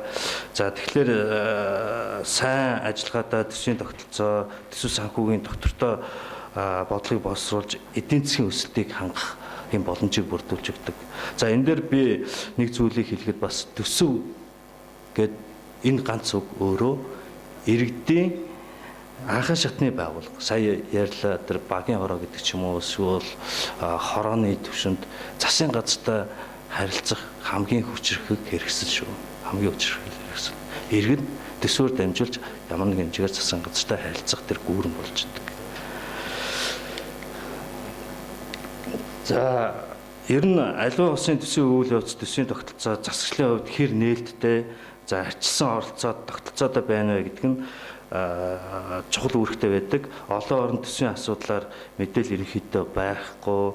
Ялангуяа нийтэд хүртээлтэй биш энгийн ойлгомжтой байдлаар танилцуулсан мэдээлэл хангалтгүй байдаг. За энэ улсын хөрөнгийг хуваарлахтай холбоотой ямар нэгэн чухал асуудалд оролцоход үндэсний бол орон нутгийн байгууллагуудын хүчин чармаалтад ноцтой саад тодорхойг учруулж байдаг. Үүнээс гадна иргэний нийгмийн иргэний төсвийн хилцүүлэлд оролцох чадварт эрх зүйн төрийн байгууллагуудын улс төрийн тийм саад доторууд бол очиж байдгийг та нар бид нар өөрсдөө мэдж байгаа. За төсвийн талаар ер нь бол иргэдийн үзэл бодлоор төсөв гэж юу юм бэ? За хүмүүс бол төсвийг улсын төсвийг иргэдийн татвар торгуул даатгалаар хөндлөсөн мөнгө орлогын хоримтлал эсвэл улс орны хэмжээнд захиран зарцуулахаар тухайн жилийн үйл ажиллагаанд төлөвлөгдсөн зардал тэгэл төвчсөн газраас орон нутгийн төсөвт шилжүүлэх татаас нөгөө арай илүү өргөн утгаараа эрүүл мэнд боловсрол шинжилгээ ухааны байгууллагууд нийгмийн байгууллагуудад одоо үйл явцын хөрөнгө гэж ойлгоо явж идэг. За зарим хүмүүс бол улсаас өгч байгаа цалин тэтгэмжээр энийг хүүсрээ хангадаг мөн гэрэл цахилгаан эрүүл мэнд боловсрол зарцуулдаг. За улс орны эдийн засгийн хөгжлийг зохицуулах шаардлага хөрөнгө мөнгөний хөлцөөнд шалтгаалж ард түмний амжиргааны түвшин ямар байх нь шалтгаална гэж үздэг. За тэгээ энэ дээр хүмүүс ерөнхийдөө зүгээр асуулах ээж явж үзсэн. Би энийг бас нэгдсэн үндэсний байгууллагын хөгжлийн хөтөлбөрийн нэг судалгаан дээрс бас олж хараад энд оруулсан байгаа. Ер нь ийм Завхан аймгийн улаачтай сумаас ингээд нэг хүнээс асуусан. Энэ төсөв гэж юу юм бэ гэсэн чинь гэрэл гэгээд бүх төсөвтэй холбоотой зөвл төсөв байхгүйгээс манай аймаг гэрэлгүй байж гэн гэсэн ийм хариулт хийж байгаа. За Улаанбаатар хотын нэг иргэнээс улсын төсөв бол улс орны хөгжүүлэлт төлөвлөгөө гэсэн үг. Түүнийг яаж зарцуулах нь ер нь бидэнд мэдэгддэггүй. За татвар төлж байгаагийнхаа төсвийн хуваарлаар зарцуулалтын үр дүнд иргэн бүрт тодорхой хэмжээгээр мэдрэгдэх байх ёстой гэсэн ийм хариултыг хийсэн байна. Тэгэхээр иргэд бол төсвийг ойлгохдоо иргэдийн татрын орлогоос бүрддэг энэхүү орлогыг төсвийн байгууллагад ажилчдын цалин, төрөл бүрийн тэтгэвэр тэтгэмжид эргүүлэн хуваарлдаг, эрүүл мэнд боловсрол зэрэг байгууллагад үйл ажиллагааны санхүүжилт, мөнгө хөрөмтлөл гэж ойлгож ерөнхий ойлголт байж байгаа. За төсөв хэрхэн бүрддэг талаар бас ингээд болсны түвшингээр нь иргэдийн болсны түвшингээр нь ингээд судалгаа хийгээд үзэхэд ерөнхийдөө 76.5% нь бол төсвийн талаарх тодорхой мэдлэгтэй хэрхэн яаж бүрддэг талаар мэддэг. 23.5% нь ямар нэгэн мэдээлэлгүй байдаг. Тэр дотор 27% жишээлбэл дээл боловсролтой хүмүүс байж байна. За ер нь бол төсөвт иргэдийн оролдох хувь нэмэр юу вэ гэхээр бид нар мэднэ төсөв бүрдэг энэ цалин дээр бидний амьдрал тогтдог бидний аав ээж бас төсөөс цалин авдаг гэж 33.5% нь хариулсан байж байгаа. За 22.5% нь бол энэ бол Монгол Улсын мөнгө хөрөнгө. За 10.5% нь бол төсөв иргэд биднээс татвар бүрддэг тул зөв зарцуулж буй хэсэгт бид хяналт тавих ёстой. Бидний тэгэхээр татрын орлогоос бүрддэг гэж 10.5 хариулсан. 29% нь иргэдийн татвараас бүрддэг төсөв мөнгө хөрөнгө. За 26% нь бол энэ бол тухайн жилийн төлөвлөгдсөн төсвийн зардал гэж хариулсан байж байгаа юм. Тэгээ эндээс харахад төсвийн байгууллагын ажилладаг төрийн албаагчдад хамаатай төрийн албаагч төсвөөс цалинждаг төсөв татвар даатгал шинтгэлийн орлогыг төлрүүлж нийгмийн хэрэгцээтэй салбарт бидний амьдрах орчныг бий болгодог гэсэн ийм ерөнхий ойлголт байгаа тийм. За нөгөө талаас иргэд татвараа төлөх хэлбэрээр төсөв бүрдүүлдэг тул төсвийн хөрөнгөд хяналт тавих ёстой. Хэрхэн яаж хяналт тавихаа харин иргэд бол мэддэггүй гэсэн ийм дүн гарч ирж байгаа маа. За тэгээ хоёрдугаар хэсэгтээ би та бүхэнд ер нь төсвийн ил тод байдал гэж юу юм бэ гэдэг асуудал. Бид яагаад төсвийн ил тод байдал гэдэг. Тэгэхээр олон улсын стандарт бусад улс орон төсвийн ил тод байдлыг юу гэж үздэг вэ гэхээр засгийн газрын санхүүгийн үйл ажиллагааны талаарх дэлгэрэнгүй, үнэн зөв, шинэлэг, хэрэгцээтэй мэдээлэл олон нийтэд ил хүртээмжтэй байхыг хэлдэг. Тэгэхээр төсвийн ил тод байдал нэг талаас татвар төлөгчид төлсөн мөнгө нь юунд зарцуулагдаж байгааг мэдэх эрхтэй гэсэн зорилготой байдаг.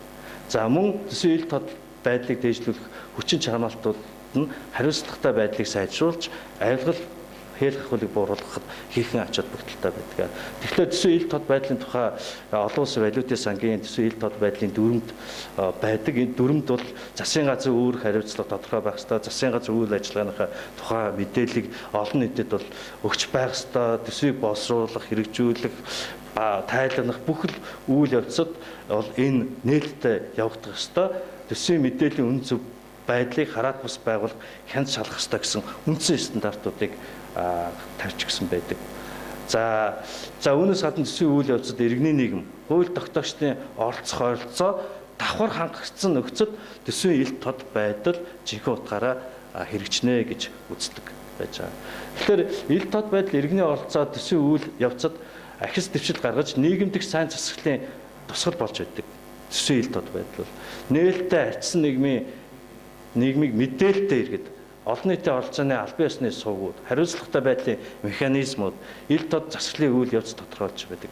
Иймээс төсвийн ил тод байдал иргэдийн оролцоо хоёр бол ачсан төсвийн үйл явцын гол үндэс гэж үздэг. За төсвийн үйл явцад иргэн болон иргэний нийгмийн оролцоо яагаад чухал вэ? Төсвийн ил тод байдал бид нар гээд яриад байна. Нөгөө талаас зөвхөн төсөв өөрөө ил тод байгаад бид нээлттэй төсөв, арчсан сайн засалтай улс орн гэж ярьж хад их хүндрэлтэй. Юу гэхээр нэг талаасаа төсвийн ил тод байх ёстой, нөгөө талаасаа иргэдийн оролцоо. Энэ хоёр заавал хамтдаа байж ах ёстой зүйл байдаг. Сайн засалтай улс орнууд энэ шалгуурыг илүү их чухалж үздэг.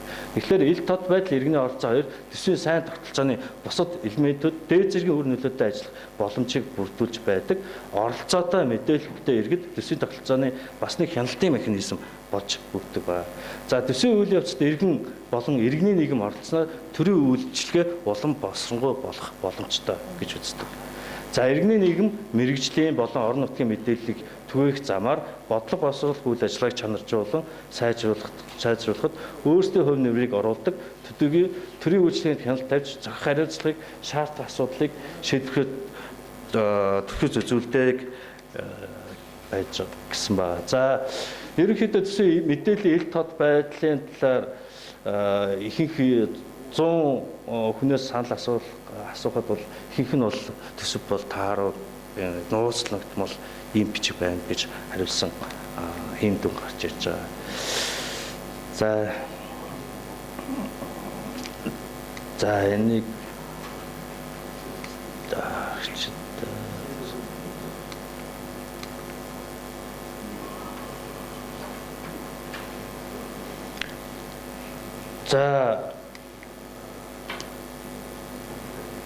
төсвийн талаар сүүлийн жилүүдэд бол Монгол улс төсвийн ил тод байдал нээлттэй байх талаар тодорхой арга хэмжээнүүдийг бас авч хэрэгжүүлээд эхэлсэн байгаа. 2009 оны 143 дугаар засгийн газрын тогтоол бас гаргасан байсан. Энэ ил тод байдлын бас шалгуур үзүүлэлтүүдийг энэ тогтоолоор баталсан байж байгаа. За төсвийн гол баримт бичгийн хүртээмжийг нэмэгдүүлэхээс гадна төсвийн үйл явцыг илүү нээлттэй болох хэд хэдэн арга замууд байгаа. Төсвийн талаарх хэлэлцүүлэгт иргэд оролцох боломжуудыг нээж өгөх шаардлагатай байна. Төсвийг хэлэлцэх явцад хууль тогтоох байгууллагаас нээлттэй сонсголт зохиож иргэдийн дунд бүх шатны төсвийн зарчигч нар төсвийн төсөл болон гүйцэтгэлэг иргэдэд хүргэж санал бодлыг нь сонсож байх ёстой. Тэгэхээр түрүүн дорж дээр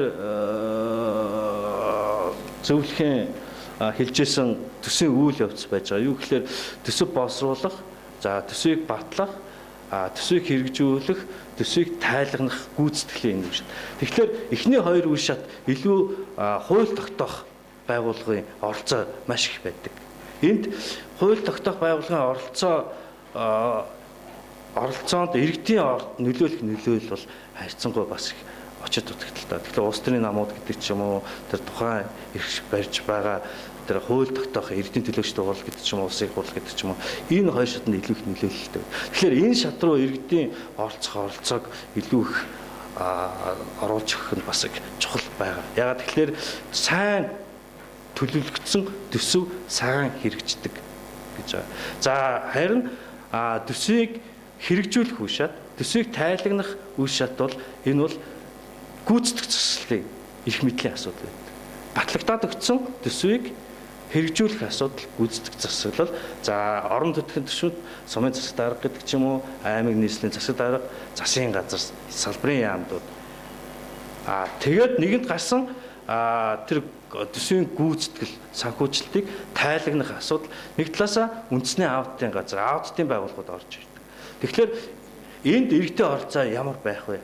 Нэгдүгээр тэр төсвийг хэрэгжих үйл явцад нь иргэд бол хяналтын шатанд бас орж ирэх ёстой. За хэрэгжээд тайлан аудит гарсаны дараа тэр гарсан аудит нь ихэвчлэн тэр төсвийн хөрөнгийн хэр үр ашигтай зарцуулагдсан байна вэ гэдэг тэр аудитын байгууллагууд зөрчил дутагдлуудыг илүү их гаргаж тавьдаг. Энийг олон нийтэд хүргэх тэр гүүр нь иргэний нийгмийн байгууллагууд өөрсдөө байх ёстой. Ийм замаар энэ төсвийн үйл явцад бол оролцох шаардлагатай байна. За төсвийн үйл явцад иргэний нийгмийн оролцоог хангаж байгаа улс орнуудын сайн туршлагууд байдаг. За сүүлийн жилүүдэд дэлхийн ихэнх улс орнуудад энэ төсөв хилцэх, батлах үйл явцад ил тод явуулах, за олон нийтийн оролцоог олон нийтийг оролцуулах хөдөлгөөн ихсэж байгаа, ялангуяа энэ хөгжиж байгаа улс орнуудад энэ асуудал бол маш эрчимтэй хийгдэж байгаа. Төсвийн шинжилэл гэх юм уу. За одоо манай улсын хувьд гэвэл төсвийн тухай хуулийн төсөл улсын хурлаар өргөн мэдүүлэгдсэн байж байгаа, өргөн мэдүүлэгдсэн. За энэ дээр төсвийн ил тод байдлын тодорхой бас элементүүд суусан байж байгаа. За ихэнх улс орны эрх баригчид, хууль тогтоочид төсвийг хаалттай хаалганы цаана хилцэх. За ийм сонирхолтой байдаг. За нэгсний хөшигний цаана төсвийг хилцэж батлах ийм сонирхолтой байгаад байдаг. За энэ ингээр иргэд олон нийт төсвийн үйл явцад оролцох, санаа бодлоо илэрхийлэх боломж нь төдийлөн олддоггүй. За ихэнх оронд батлагдсан төсөв түүний зарцуулалт хэр зэрэг бодиттой үр дүнтэй болж байгаа, болж чадсан эсэх талаар холбогдох мэдээлэл хомос хэвээр байсаар байж байгаа. За жишээ нь Өмнөд Африк улс бол энэ төсвийн ил тод байдлыг бас тодорхой хэмжээгээр хөгжүүлсэн улс орны тоонд ордог. За үндсэн хуулиндаа бол төсвийн нэвт тунгалаг байх энэ зарчмуудыг шингээж өгсөн байдаг. За төслийг хэлцэхэд иргэний нийгэм, иргэдийн оролцоог бол бас хуулиндаа оруулж өгч тусгасан байгаа. За энд бас нэг зүйл иргэний нийгмийн байгууллагуудын чадварыг бэхжүүлэх асуудал бас их чухал байгаа. Тэгэхээр бид түрүү хэлсэн төсвийн талаар иргэн хүний зөвхөн энгийн хэлбэрээр ойлголт өгөх тий зөвхөн тоо жишээлбэл та бүхэнд одоо төсвийн баримтчиг гэдэг тоо өгчл баримтчиг өгчл тэр дунд баахан тоо зардлын зүйлүүд байдаг. Цаад утга учрыг ойлгоход хүндрэлтэй байдаг. Маш хүнд. За яг тэр чиглэлийн эдийн засгийн ч юм уу санхүүгийн мэргэжлийн хүмүүс ойлгоно гэхээс яг үнэндээ бол тэр тооны цаана маш том тийм бодлого чиглэлүүд байж идэг. Тэгэхээр иргэд тэрийг бол юусэн мэддэг. Тийм болохоор тэр мэдээллийг иргэдэд маш энгийн хялбар байдлаар таниулах тийм арга механизмуудыг бид нар хийх хэрэгтэй заашгүй байгаа.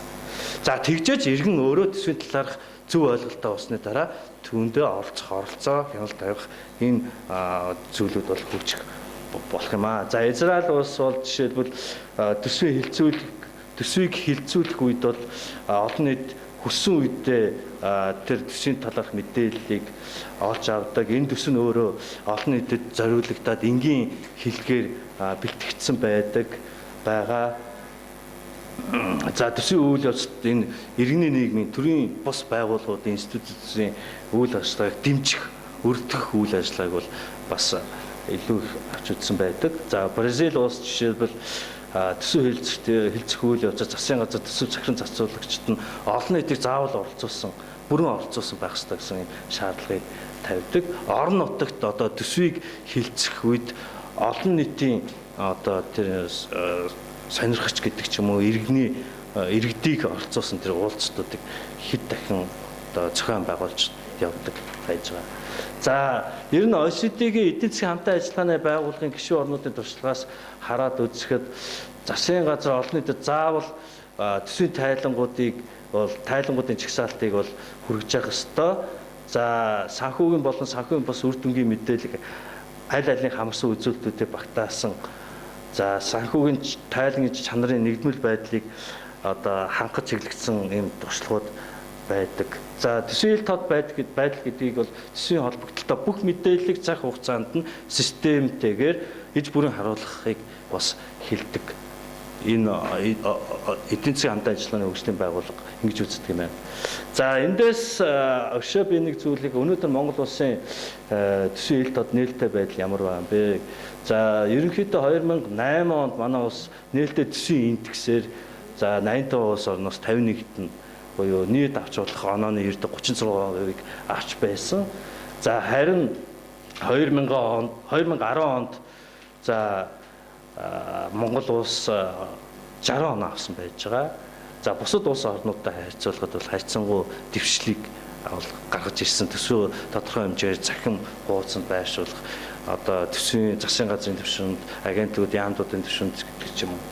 За дараа нь төсвийн баримт бичгүүдийг ил тод байлгаж байгаа боловч харин төсвийн үйл явцад иргэдийн оролцоо бол сайжрахгүй хэвээрл байж байна. Тэгэхээр бид нар зөвхөн захим хуудсан дээр төсвийг ил тод байгаад харж байгаа тэр боломж бүрдэж байгаа болохоос нөгөө төсвийг төлөвлөх, боловсруулах, тэнд саналаа хэлэх, батлагт нь оролцох, хянах тэр үйл явцад нь иргэдийн оролцоо бас л хаалттай хэвээрл байж байна. Тэгэхээр энэ бол бүрэн сайжирсан гэж үзэх хэд бол учир дутагдaltaй. За харин үндэсний түвшинд захим хуудасаар дамжуулж төсвийн мэдээллийг иргэдэд хүргэж байгаа. Жишээлбэл төсвийн ил тод байдал, төсөв MN гэдэг вебсайт байж байна. Энэ бол орон нутгийн түвшинд жишээлбэл төсвийн ил тод нээлттэй байлгах үйл явц бол ихэнх орон нутагт бол нэмэгдэх хандлага харагдаж байна. Жишээлбэл одоо би та бүхэн хараараа интернетээр ороод Өвөрхангай аймгийн 30 ус сумын төсвийн ил тодтой байдлыг бол энэ вебсайтаас ороод харж байгаа. Тэгэхээр 30 ус сум өнөөдөр чинь 5 сарын 27 4 сарын сумынхаа засаг даргын тамирын газрын төсвийг 4 сарын гүйцэтгэх, зөвхөн 4 сарын гүйцэтгэлийг вебсайт дээр тавьсан байж байгаа. Тэнд одоо юу засаг дарга нь ямар хөрөнгө зарцуулсан юм тий? Мөн гадаад дотоод ямар томилт авч хэрэгсэн бүх албаа сумын засаг даргын тамирын газрын албаа гэж тий 4 сарын төсвөөс авсан тэр зардлын гүйцэтгэлийг ил тод ингээд тавьсан байж байгаа.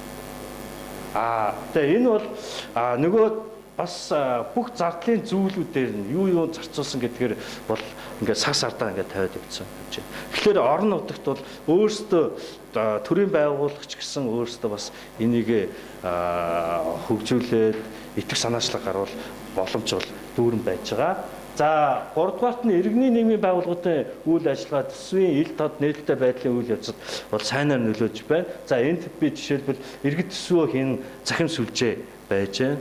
За энэ захим сүлжээгээр тодорхой төсвийн талаарх мэдээллүүд бас бий болж байгаа.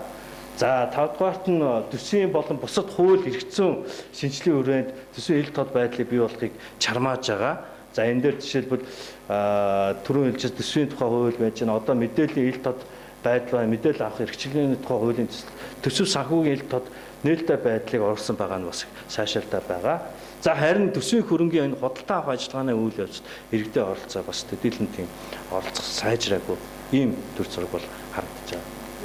За эндээс дүгнээд хэлэхэд олон нийтэд төсвийн талаарх мэдээллийг энгийн байдлаар бичиж, хялбаршуулж, тараах, тогтмол хүргэх тийм тогтолцоо бий болох шаардлагатай байгаа.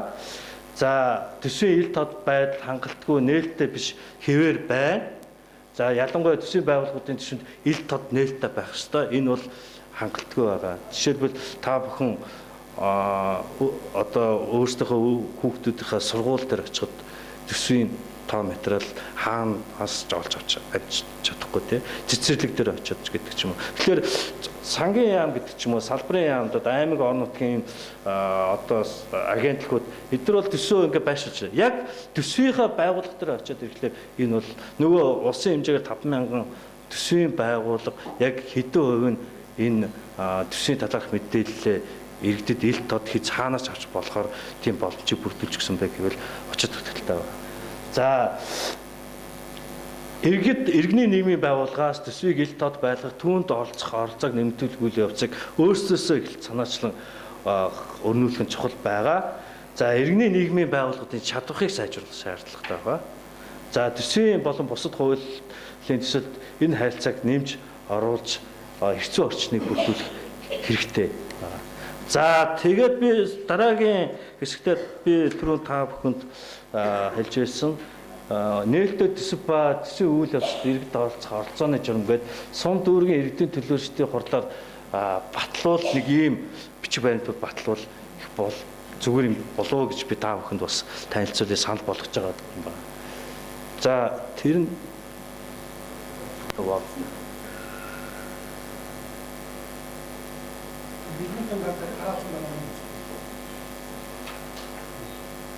шоха. За хамраач.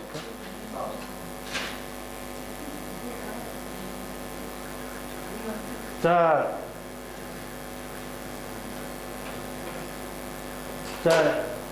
энэ журам сум дүүргийн төсвийн үйл явцад иргэд оролцох оролцоог болон төсвийн ил тод нээлттэй байдлыг бий болгох, төсвийн үйл явцын үндсэн үе шат бүрд иргэний нийгмээс явуулж болох боломжит үйл ажиллагааг үр нөлөөтэй төсвийн тогтолцоонд онцгой чухал үндсэн зарчмууд болох ил тод байдал хяналтын механизмыг зохицуулах зорилготойгоор хийсэн байж байгаа. За хоёрдугаарт нь төсөв боловсрол үе шат ба иргэний оролцоо байгаа.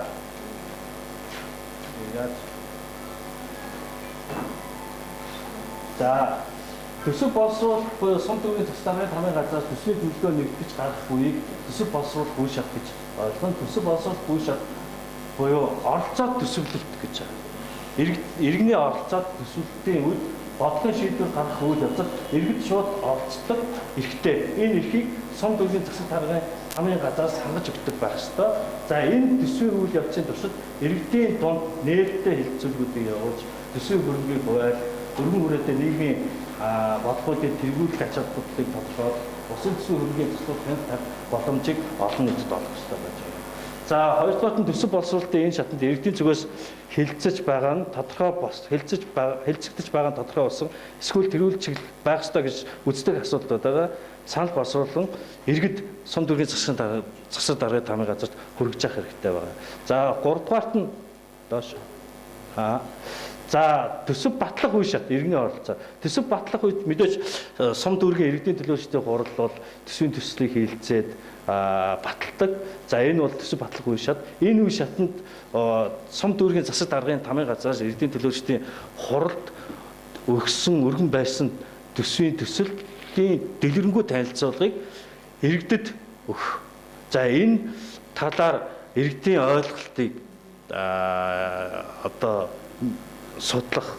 За мөн иргэд төсвийн талаар энэ дэлгэнгүй танилцуулт судалгаа хийгээд хэвлэл мэдээллийн хэрэгслээр дамжуулж иргэдийн төлөөлөлтийн хуралд хүргүүлж байгаа. Ийм эрхтэй гэж ингээд би заагаад гисэн ийм зүгээр санал болгож байгаа. За сум дүүргийн иргэдийн төлөөлөлтийн хурал дараа жилийн төсвийн төслийг хэлцэх үед иргэдийн зүгээс шинжээчийн үүрэгтэйгээр оролцох хэрэгтэй. Төсвийн төслийн талаар сан шимжлээ бусад хэлбэрээр өгөх, илэрхийлэх боломжийг бүрдүүлэх хэрэгтэй гэж байна. За төсвийг хэрэгжүүлэх үе шат буюу иргэний оролцоо. Төсвийг хэрэгжүүлэх үед сум дүүргийн засаг даргын тамгын газраас төсвийн хөрөнгийг захиран зарцуулах үе шатыг хэлж байгаа. За энэ үе шатад иргэд тодорхой төсөл хөтөлбөр жишээлбэл сургууль, зам барихад төсвөлөгцөө хөрөнгө зориултын дагуу зарцуулагдаж байгаа хэсэгт хяналт тавьж болно. Төсвийн хуваалттай холбогдсон бодлогын зорилгууд биелэгдсэн эсэх улсын төсвийн хөрөнгө үр дүнтэй ашиглагдаж байгаа эсхийг шалгаж зарцуулалтын чанарт үнэлгээ өгөх эрхийг иргэний нийгмийн байгууллагууд эдлэх ёстой гэж байна. За сум дүүргийн засаг даргын тамгын газар хэвлэл мэдээлэл захим электрон сайдаар дамжуулаад сар болгоны төсвийн зарцуулалт гүйцэтгэлийн мэдээг иргэдэд хүргэх хэрэгтэй. За энэ бол түрүүн би 30 сумын жишээг бол тайлбарсан байж байгаа. За дараагийнхан даашаа. За төсвийг тайлхнах үе бол мэдээж энэ аутын байгууллагын үнэлгээ өгөх үе гэж ойлгож болно. Гарсан төсвийн гүйцэтгэл дээр. За энэ үе шатанд сум дүүргийн төсвийн байгууллагын үйл ажиллагаанд хийгдсэн аудитын дүгнэлтэнд цас даргын тамийн газар иргэдийн төлөөлөгчдийн хурлын зүгээс хэрхэн хандж байгаа талаар иргэд үнэлт өгөх хэрэгтэй.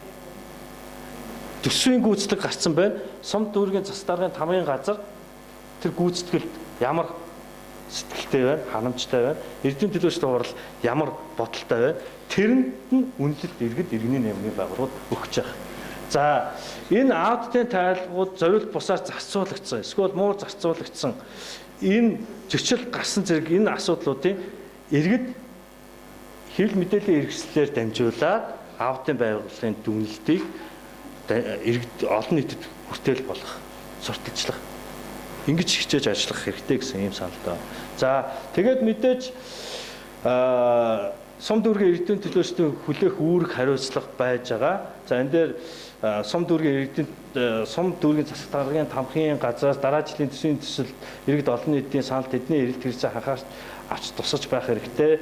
За сар бүрийн эхний 7 хоног сум дүүргийн батлагдсан төсвийг бол вебсайт дээр явуулдаг. Вебсайт дээр бол хэвлэл мэдээллийн хэрэгслээр дамжуулаад олон нийтэд хүргэж явах ёстой. За сум дүүргийн иргэдийн төлөөлөлтийн хурлын тамгын газруудын ажилтнуудын гадаад дотоод өөр бусад ямар зарлууд байна тэр талаар мэдээллийг байнга иргэдэд хүргэж явах ёстой.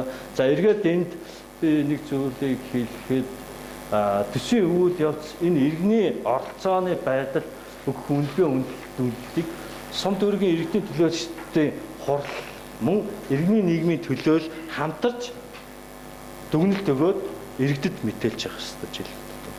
Ийм л нэг юм товчхоо журмын төсөл зөв санаандаа бууснаар би ингээд цаасан дээр та нартай хэлцүүлж байгаа. Энэ дэр яг практикт та нар бас ажиллаж байгаа хүмүүс өшөө сайжруулах боломж гарах хаа гэж бодож байна. За ингээд анхаарал тавьсан та бүхэнд баярлалаа. За энх бат доктортой баярлалаа. Тэгээд мэдээжийн хэрэг төсвийн эл тод байдал иргэдийн оролцоог нэмэгдүүлэх чиглэлээр бид бүхэн би энэ зааланд хүрэлцэн ирсэн хүмүүсийг бол энэ чиглэлээр ажиллах сонирхолтой сэтгэл зүрхээ энд чиглүүлж байгаа хүмүүс гэж бодож байна. Тэгэхээр мэдээжийн хэрэг бид нар энэ чиглэлээр ажиллаж байгаа учраас бас тодорхой хэмжээний одоо нарийвчилсан мэдээллүүдийг бол хүлээж авч бид нар цааш нь энийг ажил болгох ийм шаардлагатай байдаг. Тэгээ биднэрт бол онлын хувьд ч практик дээр ч нэлээд их нарийвчилсан дэлгэрэнгүй мэдээллийг өгсөн энх бат докторт дахин баярлалаа. За ингээд салбар хуралдааны маань 2 дугаар хэсэг буюу одоо асуулт хариулт явагдах хэвээр. Тэрнээс өмнө бид нар маш төвчээртэйгээр сууж илтгэгч болон үг хэлсэн хүмүүсийг сонслоо. Тэгээд та бүхний бас төвчээрийг хүнэлж जैन. Тэгээд өөрсөндөө болон одоо илтгэгч нартай баяр хүргээд нэг сайхан алга ташаад өөрснийгөө сэргээч яа гэж бодож байна. За ингээд та нарт маш их баярлалаа. Маш их төвчээртэй байна. За тэгээд 2 дугаар хэсэг асуулт хариулт байж байгаа. Тэгэхээр оролцогчд маань яг уу гэхээр бүгдээрээ айгу хатуу нарийн журамтай явна. Одоо ингээд үг хэлсэн буюу илтгэл тавьсан хүмүүсээс асуулт асууна. Сонирхсон тодруулах асуулт асууна. За асуултыг бол яг оновчтой богино байдлаар тавина. Та бүхнийг тийм чадвартай гэж бол бодож байна. Ямар ч дэлгэрэнгүй их нуршсан тайлбар бол хэрэггүй. Зөвхөн асуултаа асууна. Саналыг бол дараа нь хэлнэ. За ингээд илтгэгч үг хэлсэн хүмүүстэй холбогдуулж тодруулж асуух асуулт байна уу та бүхнээс? За та нэрээ хэлээд хаанаас ирснээ хэлээд микрофон ав. Өмнө аймгийн Булуун сумаас ирсэн Паул гэдэг хүн байна. За хамгийн эхлээд энэ дорж дээр судлаачаас нэг сонирхох гээд байна. Энэ төсвийн ил тод байгууллагын байдлыг нийтэд үзүүлэхэд ямар нэгэн хориг саад тавьсан хуулиуд байна уу? Хууль тогтоомжууд байдаг болов? Төрийн нууцын хуульд ч байдаг, статистикийн хуульд ч байдаг ч юм уу ямар нэгэн байдлаар энийг ил тод байдлыг ямар нэгэн саад болсон тийм зүйл байна уу? За дашторж зөвлөх, хариулах хэрэгтэй юм шиг байна. Нэр цохож бол асуусан.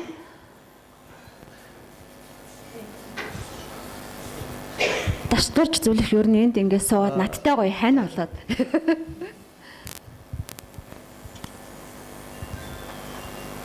Ер нь бол төсвийн хуулийн дээр тийм мэдээлэл гаргаж болохгүй, ингэж болохгүй гэсэн юм ер нь байхгүй шүү дээ. Улсын нууцтай холбоотой биш л бол тийм ээ. Бүх мэдээлэл ил тод байх хэрэгтэй гэсэн тийм зарчмаар явдаг. Хамгийн гол нь хоригдсан тийм заалт авахгүй мөртөө заавал ингэж гарах гэсэн тийм хууль дүр бас байдаггүй. тийм байдаг юм л да. Тий. Тэнд ч бас тий. За баярлалаа.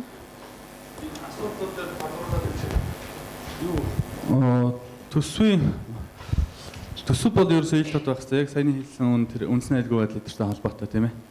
Тэгээд засгийн газрын 72 илүү нэг тогтоол өгдөг баяр ерөнхий сайд байх үед төсвийн бүх төсөвт байгууллагууд мэдээлэл ил тод байлгах тухай. Тэн дээр орон нутгийн хэмжээр бараа ажиллуулгын худалдан авахаас эхлүүлээд ерөөсөө төсвийг хамгийн энгийн ойлгомжтой хэлбэрээр ард нийтэд ерөөсөө дэлгэж явах хэрэгтэй гэдэг. Хин нэгэн засаг дарга төсвийн захиран зарцуулагч очиод мэдээлэл авъя гэхэд үгүй гэж хэлээд сууж байгаа юм байх юм бол газар дээр нь тэр нэг авилгатаа тэнцэх газар нөгөө гэдэг тийм ээ. Энийний ард ямар нэгэн тийм эрх ашиг юу бол байна шүү дээ. Тэгэхээр бол миний хувьд ойлгож байгаагаар тийм байгаа. Гэхдээ энэ дээр нэмж тодруулж асуухад бид нар жишээ нь төсөвт хяналт тавина.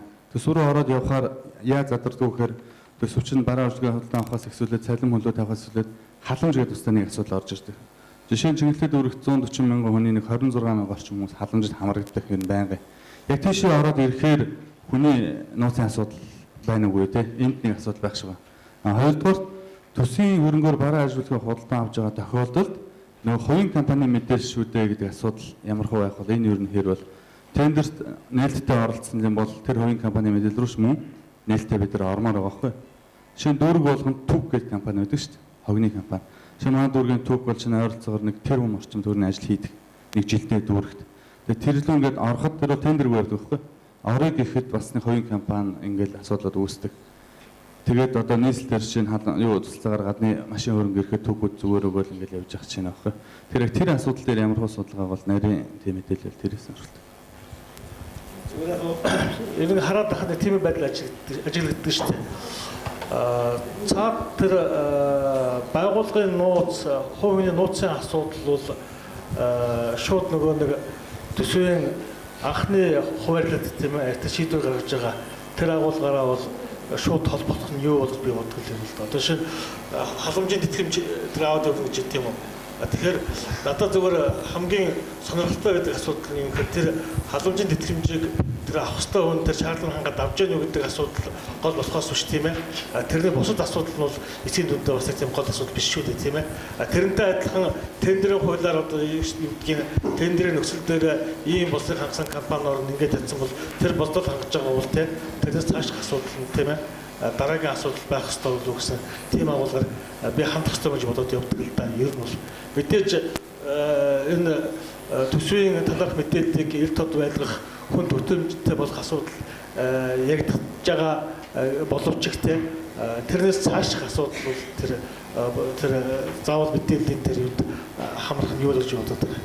Тэгээ ер нь бол бид нарын гол өнөөдрийн ярих байгаа асуудал юу гэхээр ер нь бол энэ би ч одоо олон жил төсвийн газрын дарга хийсэн үлдээ сангийн хамт. Тэгэхээр тоонуудад чинь зүгээр өөрөө бас хэцүү шттэ. Тийм ээ. Маш олон юм нийлжиж нэг тоо болж гардаг тийм үү. Тэрийг хооронд нь тэрийг өөрөө тэр тоог нь задлж уншина. Эсвэл тэр тоогоо бусад тоонуудтай холбож уншина гэдэг чинь өөрөө бас мэрэгчлэх асуудал тий.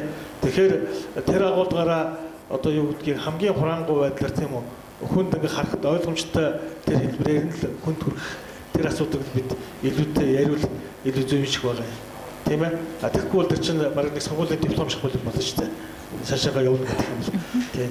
Тэгэхээр зөвөр бидний санаа юу юм гэхээр бид нар нэгэн ингээд төсвийн хэл тод байдал ингээд иргэдийн оролцоо гэдээ ярьж байгаа бол хамгийн гол нь мэдээлэл тийм ээ.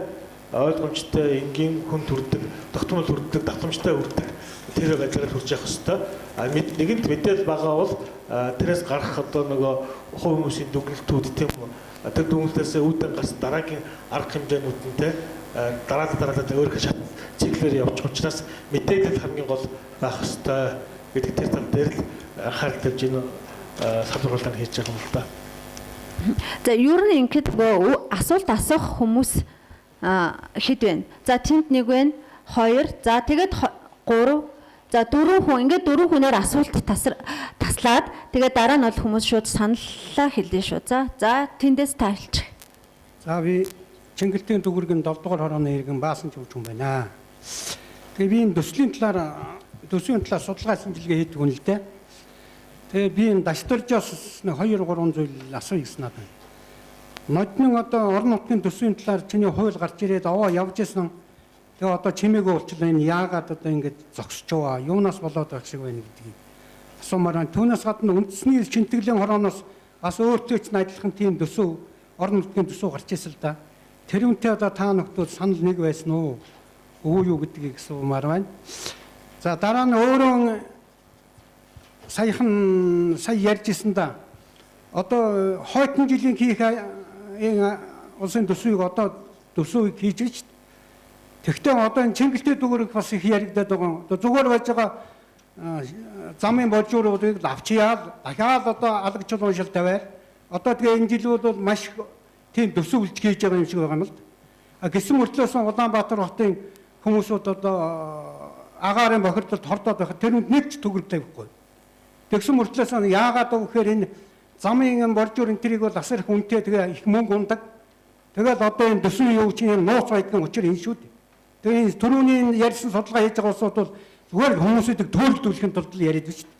Тэрнээс бол энэ чинь хэн мэддэг, хэн төсөөлдөг, хэн хойтон жил юугаа идэх үүдэг чинь энэ чинь бүр тодорхой юмар явагдаж байгаа л байхгүй юу. Энэ талаар бас тодорхойлъё. Тэгээ бид дараа нь саналаа хэлье. За баярлалаа.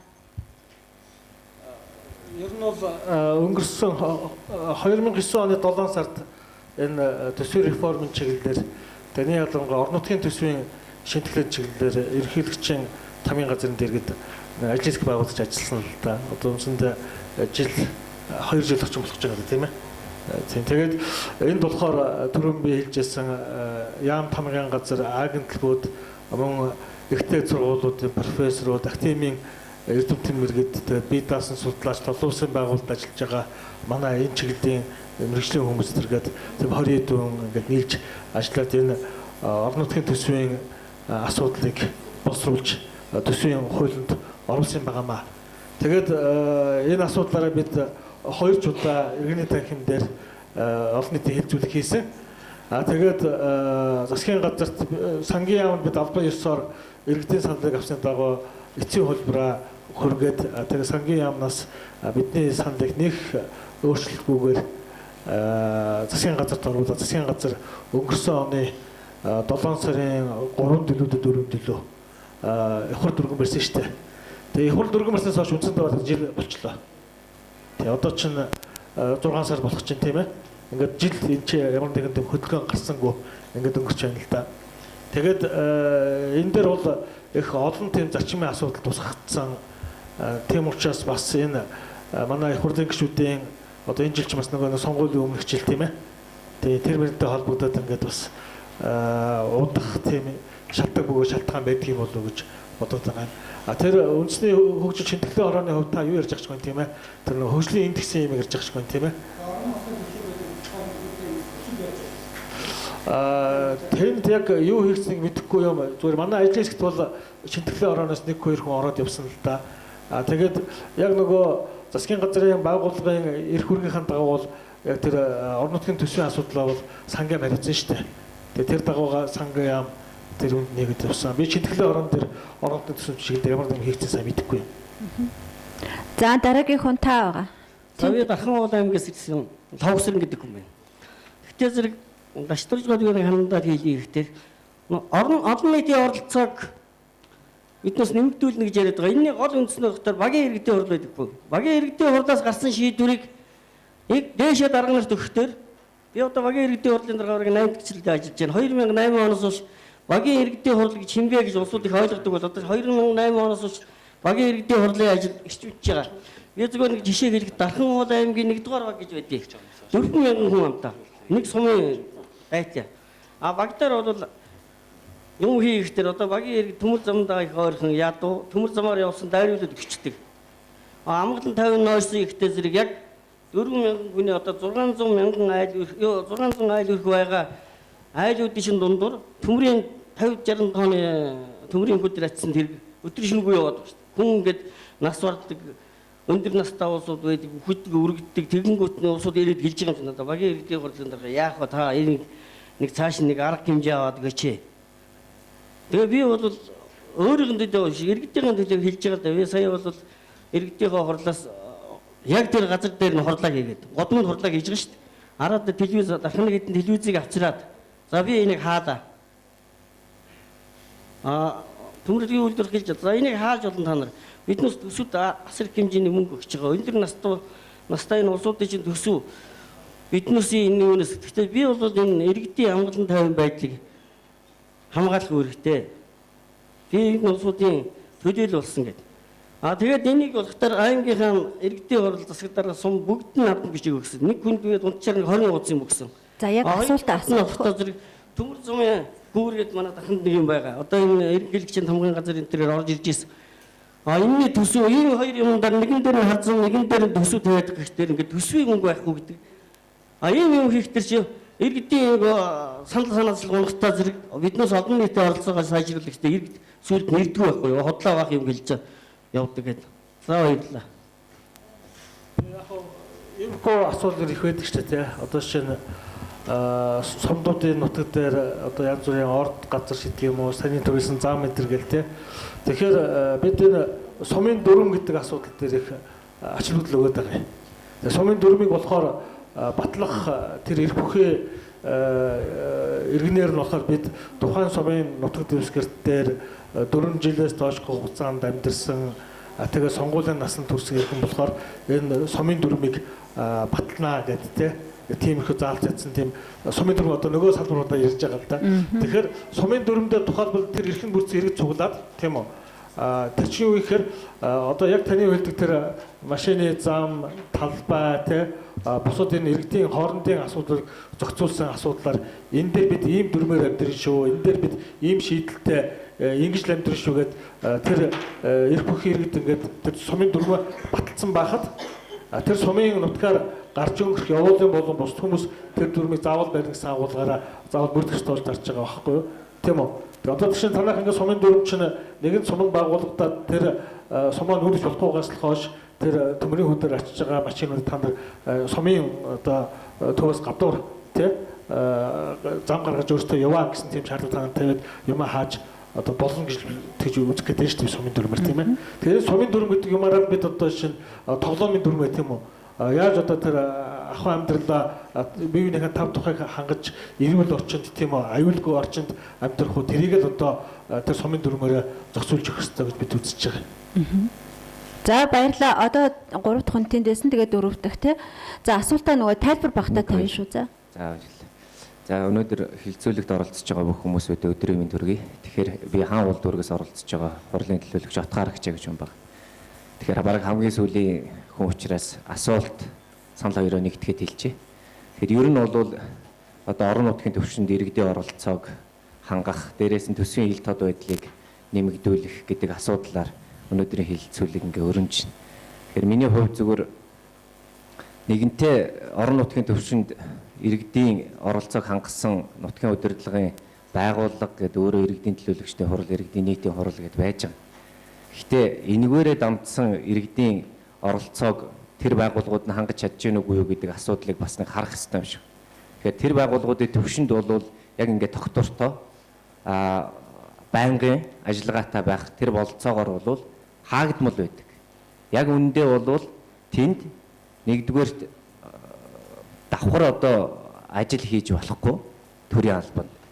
Хоёрдугаарт бол тэнд ямар нэгэн одоо цалин хөлс хангамж бол байдгүй нэг талдаа. Тэгэхээр яадгүй гэхээр тэнд ажиллаж байгаа тэнд сонгогдсон төлөөлөгчдийн хувьд бол цаг гаргах гэдэг асуудлууд нь бол хумигдмал. Тийм учраас үндсэндээ нэг жилдээ нэг 2-3 удаа л хуралдаж байгаа. Энэ хагас жилийн тодтголын асуудал, жилийн эцсийн төсөв төлөлгөө батлах гэдэг асуудлаар нэг 2 өдөрт багтаагаад тэгэд энэ үнийгээ батлаад явуулчихдаг. Тэгээ энэнийхээ хяналт хэрэгжилт боловсруулж байгаа тэр одоо төлөлтийн үе шатуудад оролцооны асуудал нь бол өөрөө хумигдмал байж байгаа учраас нэгдүгээрт энэ одоо нөгөө иргэдийн төлөөлөгчөөр сууж байгаа хүмүүсүүдийнхаа нэг бол одоо жишээ нь 2 сарын хугацаанд гэдэг юм уу магадгүй төсөвтэй холбоотой төсвийг батлах тухай асуудлыг бол нэг 5-аас доошгүй хоногт багтаагаад батлах ёстой ч гэдэг юм уу заавал хилцэх ёстой ч гэдэг юм асуудал тавьж өгөх юм бол нөгөө талд нь тэр хүмүүсүүд нь өөрсдөө тодорхой хэмжээний нөгөө цалинтай байх гэдэг асуудлыг нь бас суулгаж өгөх хэрэгтэй юм шиг байна. Тэгэхгүй бол яадаг вэ гэхээр өнөөдөр та бүхэн харж байгаа зүгээр орон нутгийн төвшөнд бол улс төрийн нөхцөл байдал өөрөө тогтворгүй болж эхэлж байгаа. Яагаад тогтворгүй болж байгаа юм гэхээр урд нь бол нөгөө хуулиараа төлөөлөгчдийн 3.1-ээс доош хүн одоо төрийн алба хасч болно гэдгээр нь тэр хүмүүсүүдийг бас нэг ингээд тогтоож барих тэр боломж нь бол нээлттэй байсан. Өнөөдөр бол тэр асуудлыг энэ хуулиас нь хасаа ичиж байгаа учраас нөгөө хүмүүсүүд маань яадаг вэ гэхээр авж байгаа цалин байхгүй, нөгөө талаар ажиллаж байгаа хийж байгаа ажил бас байхгүй. Тийм учраас яадаг вэ гэхээр тодорхой хэмжээний ахуй амжиргаагаас сайжруулахын тулд нөгөө улс төрийн нөхцөл байдлыг нь нөгөө тийш нь хэлбэлгээд үндсэндээ улс төрийн тоололт хийж эхэлдэг гэсэн. Тэгэхээр энэ талаас нь нэгдүгээр бас харсан тийм одоо асуудлыг энэ магадгүй одоо төсвийн гэдэг юм уу засаг захиргааны нутаг дэвсгэрийн гэдэг юм уу юм хуулиудэд тодорхой хэмжээний өөрчлөлтүүд хийх гэж байгаа бол харж бас нэг суулгаж өгөхгүй бол болохгүй юм шүү. Тэгээ өнөөдөр та бүхэн бас харж байгаа нийслэлийн төвшинч, орон нутгийн төвшинч бай тодорхой одоо алба хэлтсүүдээ одоо төрийн өмчит аж ахуй нэгж үйлдвэрийн гэдэг чиглэл рүү үндсэнд заримыг нь оруулаад тэгээд төлөөлөгчдөө дараагаар навиж суулгадаг. Тэгжиж өөрийнхөө нөгөө одоо засгийн эрх мэдлийг хамгаалдагч байдаг юм. Ийм асуудлууд бол тавигдчих. Энийг бол одоо аль ч намын төвшөнд бол мэдээж ярьж байгаа нэг асуудал. Тэгээ энийг яаж одоо шийдвэрлэх гэж байгаа вэ гэдэг нэг асуудлыг асууя. Тэгээ энэ чиглэл дээр бол тодорхой бас анхаарал хандуулахгүй бол болохгүй байхаа гэж хувьдаа бодож байгаа.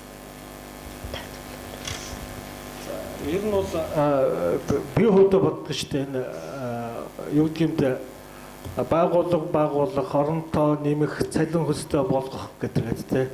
Энэ асуудал бол одоо манайх бол үндсэндээ даргач шийдээд яваад байгаа байхгүй юу. Тэгэхээр бид нарын хүсэж байгаа юм юу гэхээр аль болохоор дарга шийддэг тэр эрх мэдлийн бид ерөөсөө аль болохоор хязгаарлая гэдэг тийм санаа бид явуулаад байгаа юм. Одоо бид тухайлбал Швейцарын энэ шууд дарчлал иргэдэд оролцооны хөлбөрөөс сонхоос өмнө бид нэр 2 жилээртээ Швейцарыг судалж байсан л да. Тэгээд бид нарын тэр интернет ном хэвлэлээр олж авсан мэдээлэл болохоор 5 жилийн өмнө Швейцарт манайхаар бол 3000 гаруй сум байсан байгаа юм. Коммун. Түүнээс болохоор нэг 200 орчим нь орон нутгийн парламенттэй, 2800 орчим болохоор орон нутгийн парламент байхгүй. Иргэд нь өөрсдөө багмаа шийддэг. Одоо манайхаар бол нөгөө нийт багийн нийт урд шүү дээ. Тэр хямгаар ярьсан. Тийм тогтолцоотой явсан байгаа байхгүй. Тэгээ бид нар сая ерөнхийлөгчийг өнгөрсөн 2 сар айшчихад Швейцарууд тавьсан этгээдийг үзсэн чинь нөгөө 3000 сум нь 2600 болсон байгаа байхгүй. 2800 200 эгдийн төлөөлөгчтэй хуралтай 2600 болохоор юу гэгээд 200 сум байхгүй болсон. Тэгээ энэ танайх ягаад энэ 5 жилийн өмнө нөөсөө баг 200-аар ингээд байхгүй багассан юм бэ гэдгсэн чинь тэд нар юу гэж байгаа ингээд тэгэхээр ерөөсөө тэр тамгийн газараа авч явах тэр төрөөс татвар төлөгчдийн мөнгөөр амьдрах хүмүүсийнхээ оронтой цалингийн юг бол үндсэндээ тухайн иргэд өөрсдөө шийддэг юм аа. Тийм үү, иргэдэн шийддэг дарга биш. Тийм учраас одоо нөгөө хоёр сумын иргэд хоорондоо нийлж ягаад ер нь хоёулаа тус тусдаа засаг даргатай тамгийн газартай байсны оронд болио л да тий. Нэг нь байхгүй болгочих. Тэгээд бүгдөө хувь хүндээ ногдуулах татваруудаа багасгачих гэдэг тийм үү. Эсвэл одоо энэс суларч байгаа мөнгөө ийм арга хэмжээнд зарцуулъя гэд хоорондоо тохирд явчихдаг юм байна л да. Тэгээд иргэдийн төлөөсөө хурал байхгүй юм чи иргэд нь хоорондоо хуралдаж байгаа л тий. Хоёр сум хооронд нийт сурлаа хийж байгаа. За одоо ер нь тамгийн газар болио. Дундаа нэгтэй болъё гэдэг тий. Тэгээд бид нар тэр юунд очижсэн л да Гэнси гэдэг коммунд очижсэн. Яг манайхаар дундаж сум байгаа байхгүй юу? 3600 хүнтэй. Тийм үү? Тэгсэн чинь яасан гэсэн чинь ерөөсөө 4 хүний оронтойтой засаг дарга нь сургуулийнхаа захирлыг хавсарч хийдэг. Өдөөс өмнө сургуулийнхаа захирлыг хийгээд өдөөс хойш нь тамгийн даргын ажлыг хийдэг гэдтэй. Тэгээд нөгөө 3 хүнийхээ цалин болохоор нөгөөдөл нь болохоор тэр дээд хязгаараас нь хоорондоо тохирч баг зэрэг буулгаад ингээд тохирцсон тий. Тэг ингэж явж байгаа байхгүй. Манай болохоор ингээд нөгөө зард гарахаар л ийм зард хэрэгтэй гэж дээшээгээ нэгтгэх тийм үү. Тэрийг өгдөг тийм нөгөө нэг бэлэнсэн тогтолцоо чи яваад байна шүү дээ. Тэгээд өөрийнх нь мөнгө биш учраас те нэг том дарга нь би тэдэн хүн одоо цалинжуулна тэр салинтай болгоно гэдэг энэ тэнд авч даргаар тавиал те. Энэ чинь нөгөө бид нарын түрүүний тэр швейцаруудын хэлсэн хамгийн гол нь сэтгэлгээгээ бид өөрчлөх ёстой гэдэг тэр асуудал байгаа байхгүй. Бид чинь хуучин дээр үеийн коммунист сэтгэлгээгээр тийм даргал шийдэж оронтой цалин хөлс бүх юм шийддэг. Тэрнээс биш тэгэл тэр нөгөө нэгэн тогтоосон оронтой цалин юуных нь зөрөг болохоор дээрээс нөхөхгүй бол ингээд үзээд идэх тийм. Тэгэхээр юм зардал гаргаж байгаа бол өөрөөсөө татвараа нэм. Татвараа нэмхийг иргэд нь өөрөөсөө шийднэ гэдэг ингээд явчихаар тийм үү. Хинд одоо хэрэггүй хүнийг цалинжуулах гал бид хэдэн төгрөгөөр татвараа нэмье гэж явах гэдэг чинь ойлгомжтой шүү дээ. Тийм үү. Тэгэхээр бид нарын энэ төсөвт хийх гээд байгаа гол философи юу юм гэхээр та нар зардал гаргаж байгаа бол болж байна тийм үү. Энэ зардлынхаа мөнгийг өөрөөсөө татвараа нэмж өөрөөсөө гаргаарэ. Тийм үү. Чадж байгаа бол тэгээд татвараа нэмээд энэ хэдэн хүнээ цалинжуулан хамаардаг тэгээд аваад юу. Одоо бид нар малын үеийн татвар дээр тийм хөлбөр санал болгож байгаа шүү дээ. Малын үеийн татвар бол тийм үү хонь толгой шилжүүлснээр нэг хонд 0-оос 500 төгрөг 3000 төгрөг засгийн газар дээр орж ярьж ирсэн тийм 0-оос 3000 төгрөг гэдгийн учир холбогдол нь юу гэхээр за танаад одоо шинэ худаг гарах хэрэгтэй байна уу? Худаг гарах чинь за 20 сая төгрөг хэрэгтэй юм тийм үү? Тэгвэл 20 сая төгрөгөө та нар өөрсдийнхөө иргэдийн малын үеийн татвараас олж аваа. Засаг юм та нарт өгөхгүй шүү. Тийм үү? За аюулын тэжээлийн фонд гарах чинь үүсний тэжээлийн фонд. Тэгвэл тэр нь хэдэн төгрөг хэрэгтэй юм?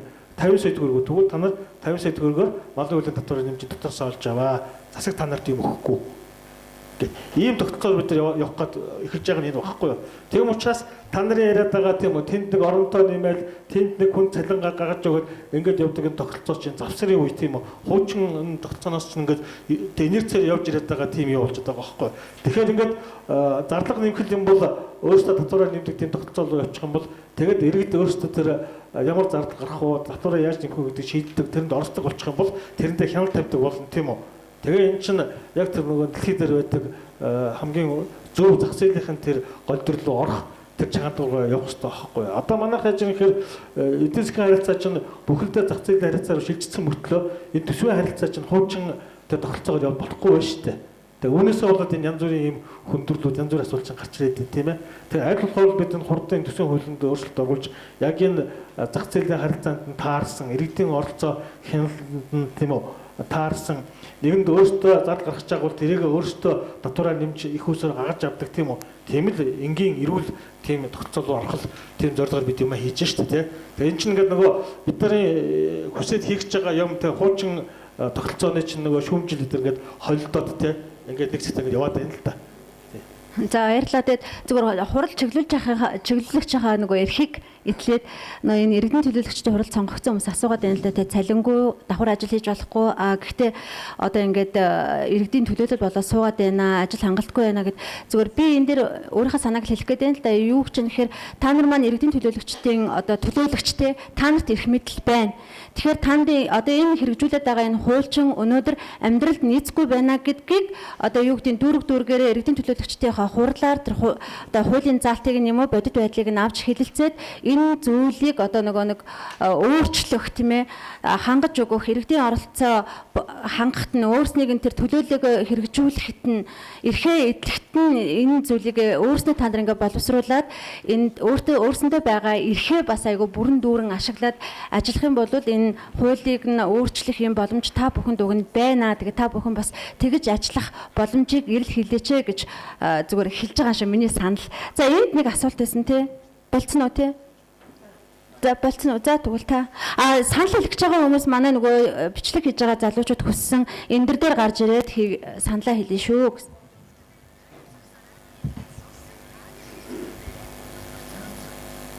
Та бүхний энэ өдрийн амрыг би үйлдвэрчний эвлийн төлөөлөл 2-3 санал зөөлөмж гарахтай холбогдуулт хийлээ. Юуны өмнө энэ арга хэмжээг бас зохион байгуулж хамтарч зохион байгуулж байгаа явдал талархлаа илэрхийлье. Ерөнхийлөгчийн хамгааллын газарт за үйлдвэрчний эвлийн орон нутгийн эрх мэдлийг хэрэгжүүлэх одоо хуулийн төсвийн хуульд орж байгаа энэ асуудлаар бол өнөөдөр 3 дахь удаагийнхаа хэлэлцүүлэгт бид орж байна.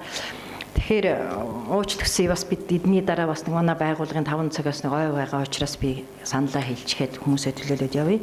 За зөвлөмж юуны өмнө саяхан бидний уулзалтан дээр бол үнэхээр сайхан судалгаанууд гаргаж ирж энэгээр бол иргэдийн оролцоо ер нь төсвийг боловсруулах одоо хэрэгжилтэнд хяналт тавих талаар муу байна гэдэг бол үнэхээр үнэ. Энэ бол бодит амьдрал.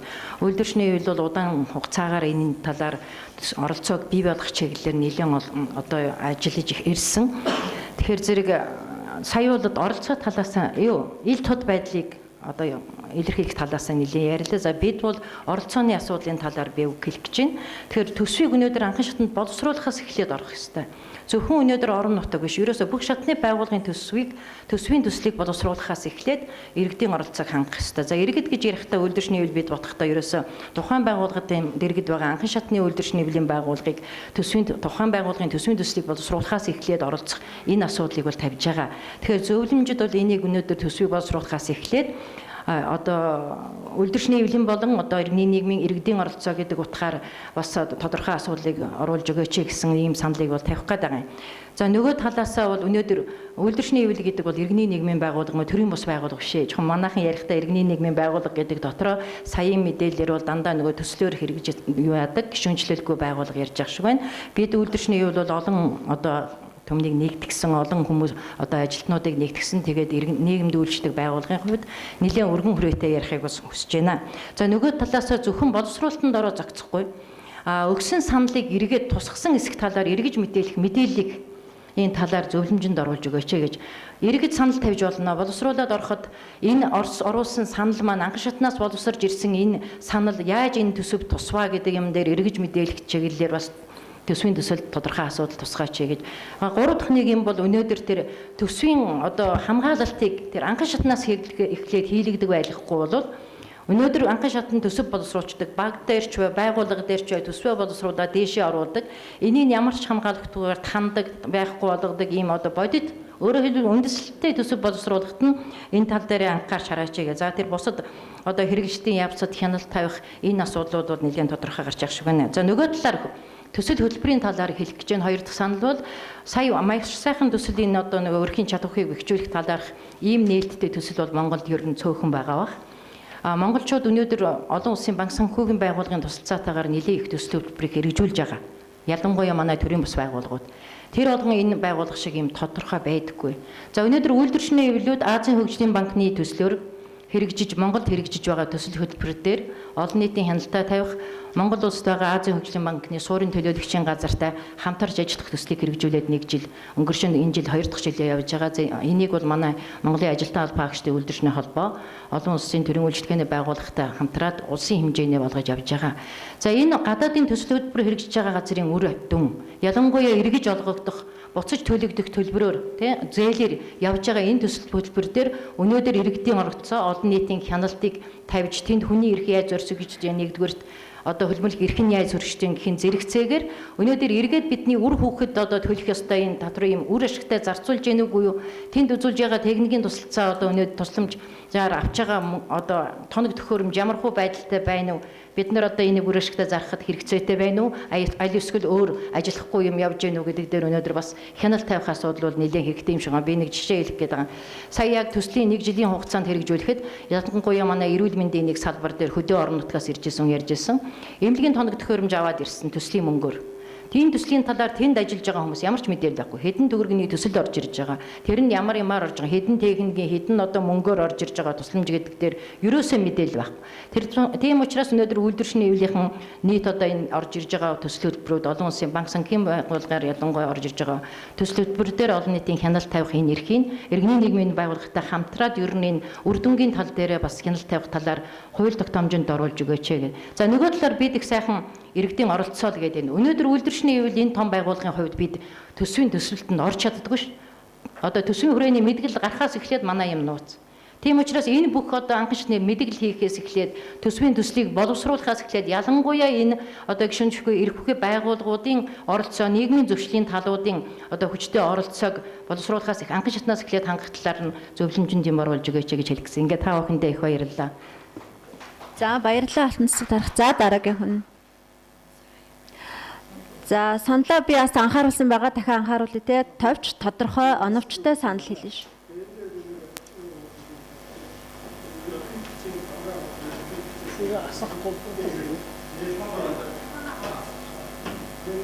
Зүйлийг хийж ингэж яагаад бол их баяртай байд юм аа. Байнга л одоо ингэж ийм зүйлүүдийг хийж байгаа. Тэгээ ерөнхийлөгчийн энэ санаачилж ажиллаад байгаа бол бас иргэдүүдийг оролцоог нэмэгдүүлэхэд энэ шин санаануудыг энэ төсөв бусад газруудад өгөхөд ер нь их хэрэгтэй ийм зүйлүүд хийж яах гэдэг юуны өмнө одоо бас энэ чи иргэн хүний хувьд бас талархаж байгаагаа хэлхэн зүйтэй байх гэж ингэж бодож байна. Энийг өөр их дэмждэг зүйтэй ер нь олон нийтийн хүртэл болгох хэрэгтэй. Монголын бүх ард түмэн энийг дэмжиж ингэж байдаг байх гэж ингэж боддог юм аа. Тэгээ өнөөдрийн энэ хэлцүүлэг бол маш их сайхан ийм зүйл болж байна.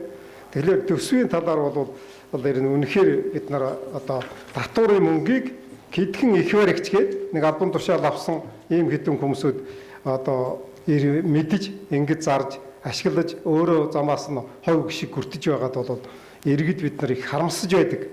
За тэгээд төсөв батлах гээд ингээд ирэхлээр бол сангийн яам төдийгүй засгийн газар төдийгүй их хурлын 76 гишүүн бүгдээрээ сангийн яам төсвийн эрх баригч болоод бүгд тал талдаас нь чангаадаг. 76 тийш нь чангааж байж ингэж баталж явах шиг харагддаг. Би бол эдийн засгч хүн мэрэгжлийн хүн. Ингээд яхахлаар үнэхээр тэнд сонирхол байна гэдэг нь бол ерөөсөн хүн болгонд тодорхой харагдаад.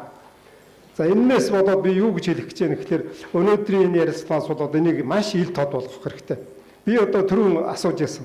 За жишээлбэл одоо Баян гол дүүргийн 1-р хорооны нутагт би иргэдийн хурлын тэргүүлэгч. Тэгтэр ингэж байгаа байхгүй юу? Багзаал руу явдаг зам дагуу тэр зүлгэн дээр ерөөсөө зүлэг байж байгаа газар хэрэгсийн үүршгийн бариад ингэ явж байгаа. Тэгтэр засаг дарга хорооны засаг дарга болохтой зэрэг 428 сая төгрөгийн үнэтэй юм а гэд ингэ хэлж яхад тэрийн нийт зарлаад ирэхтэн зэрэг дүүргийн төсвөө гарч байгаа улсууд тийм биш ээ 100 битгэн сая төгрөг гэж. Тэр дунд чинь нэг хэсгийн ажил гүйцэтгэж байгаа хүн дэгөө нэг хэсгийн нөгөө баталж захир зарцуулж байгаа хүн тэрнийг авч үлдээд ингээд хувааж авдаг юм юу энд харагдаж байгаа. Тийм учраас төсвийг ил тодорхой болгох өнөөдрийн ярилцлага бол маш чухал юм болж байна. Иргэдийн хурлын тэргүүлэгч хүн л одоо энийг олж харж чадахгүй шүү дээ. Өгөхгүй байна. Тэр Янсан жуу гэдэг хүн юу юм тэр ямар амтан байна гэж үнэж байгаа шүү дээ. Ийм учраас энийг одоо ерөөсө бүр журам гаргаад тэр эрх баригчдаг гэж байгаа тэр томроод байгаа дунд чатны улсуудад хүргээд иргэдэд бүр бүгдэд нь нээлттэй болгоод хэвлэл мэдээллийн хэрэгслээр өргөн цацаад тэгээд ингэ явах хэрэгтэй. Тэгээд дүүргийн дарга боллоо ерөөсөө тэнд чинь одоо тэгэхээр тэрний газар тэрний барилга энэ гээд ингээд ерөөсөө илэрхий тодорхой. Энд чинь иргэдүүдийг доромжилж шүү дээ. Тэгээд ингээд нөгөө төсөв тусгаж байгаа юм их үнэтэй нөгөө хувааж идж байгаа учраас үнэтэй байгаа учраас үн өсөж байна. Ерөөсөө хуваараа ажил хийж байгаа хүн бол энийг ерөөсөө хүчрхий арга. Ийм учраас өнөөдрийн энэ хилцүүдгийн дүн бүр бүх ард түмэнд Монгол даяар одоо өргөн хүрээтэй сурталж яаж энэ болохгүй байгаа юмнуудыг яах хэрэгтэй вэ? Жишээлбэл одоо тэнд тэр Богдар гэж тороолоо гоо. Тэр дунд хүүхдийн цэцэрлэг байсан газрыг сүм болгоцсон. Тэрний ард нь хэн байна? Тодорхой эсдүүд байгаа. Төмөр замын эрх баригчтай байгаа. Тэгээд яаж яах гэхээр нөгөө санхүүжилт байхгүй болохоор төмөр замаас ханд өгүүлж яах гэж юм чинь. Тэгээ энэ тодорхой. Тэгээ цаанаа ингэ явж байна. Тийм учраас тэр хяналт тавьдаг системүүдийг одоо хамтын байгууллага олон нийтийн юу Монголын талын төсвийн хөрөнгө явж байгаа шүү дээ. Тэгээ энэ дээр одоо хяналт тавьж хууль хяналтын байгууллагаас шилжүүлж шийдвэрлэх юм асуудлууд байгаа юм. За энэ ил тодруулахыг журам нь гараад ингээд явахаар одоо иргэн хүний хувьд идэвхтэй зүтгэнэ гэж ингэж илэрхийлэх байна саналаа. Баярлалаа. Янсан жуугаад баярлалаа. За дараагийн хүн саналаа хэлье. Тэр эмэгтэй дараа нь та тэгээд дорж дээр тэгээд та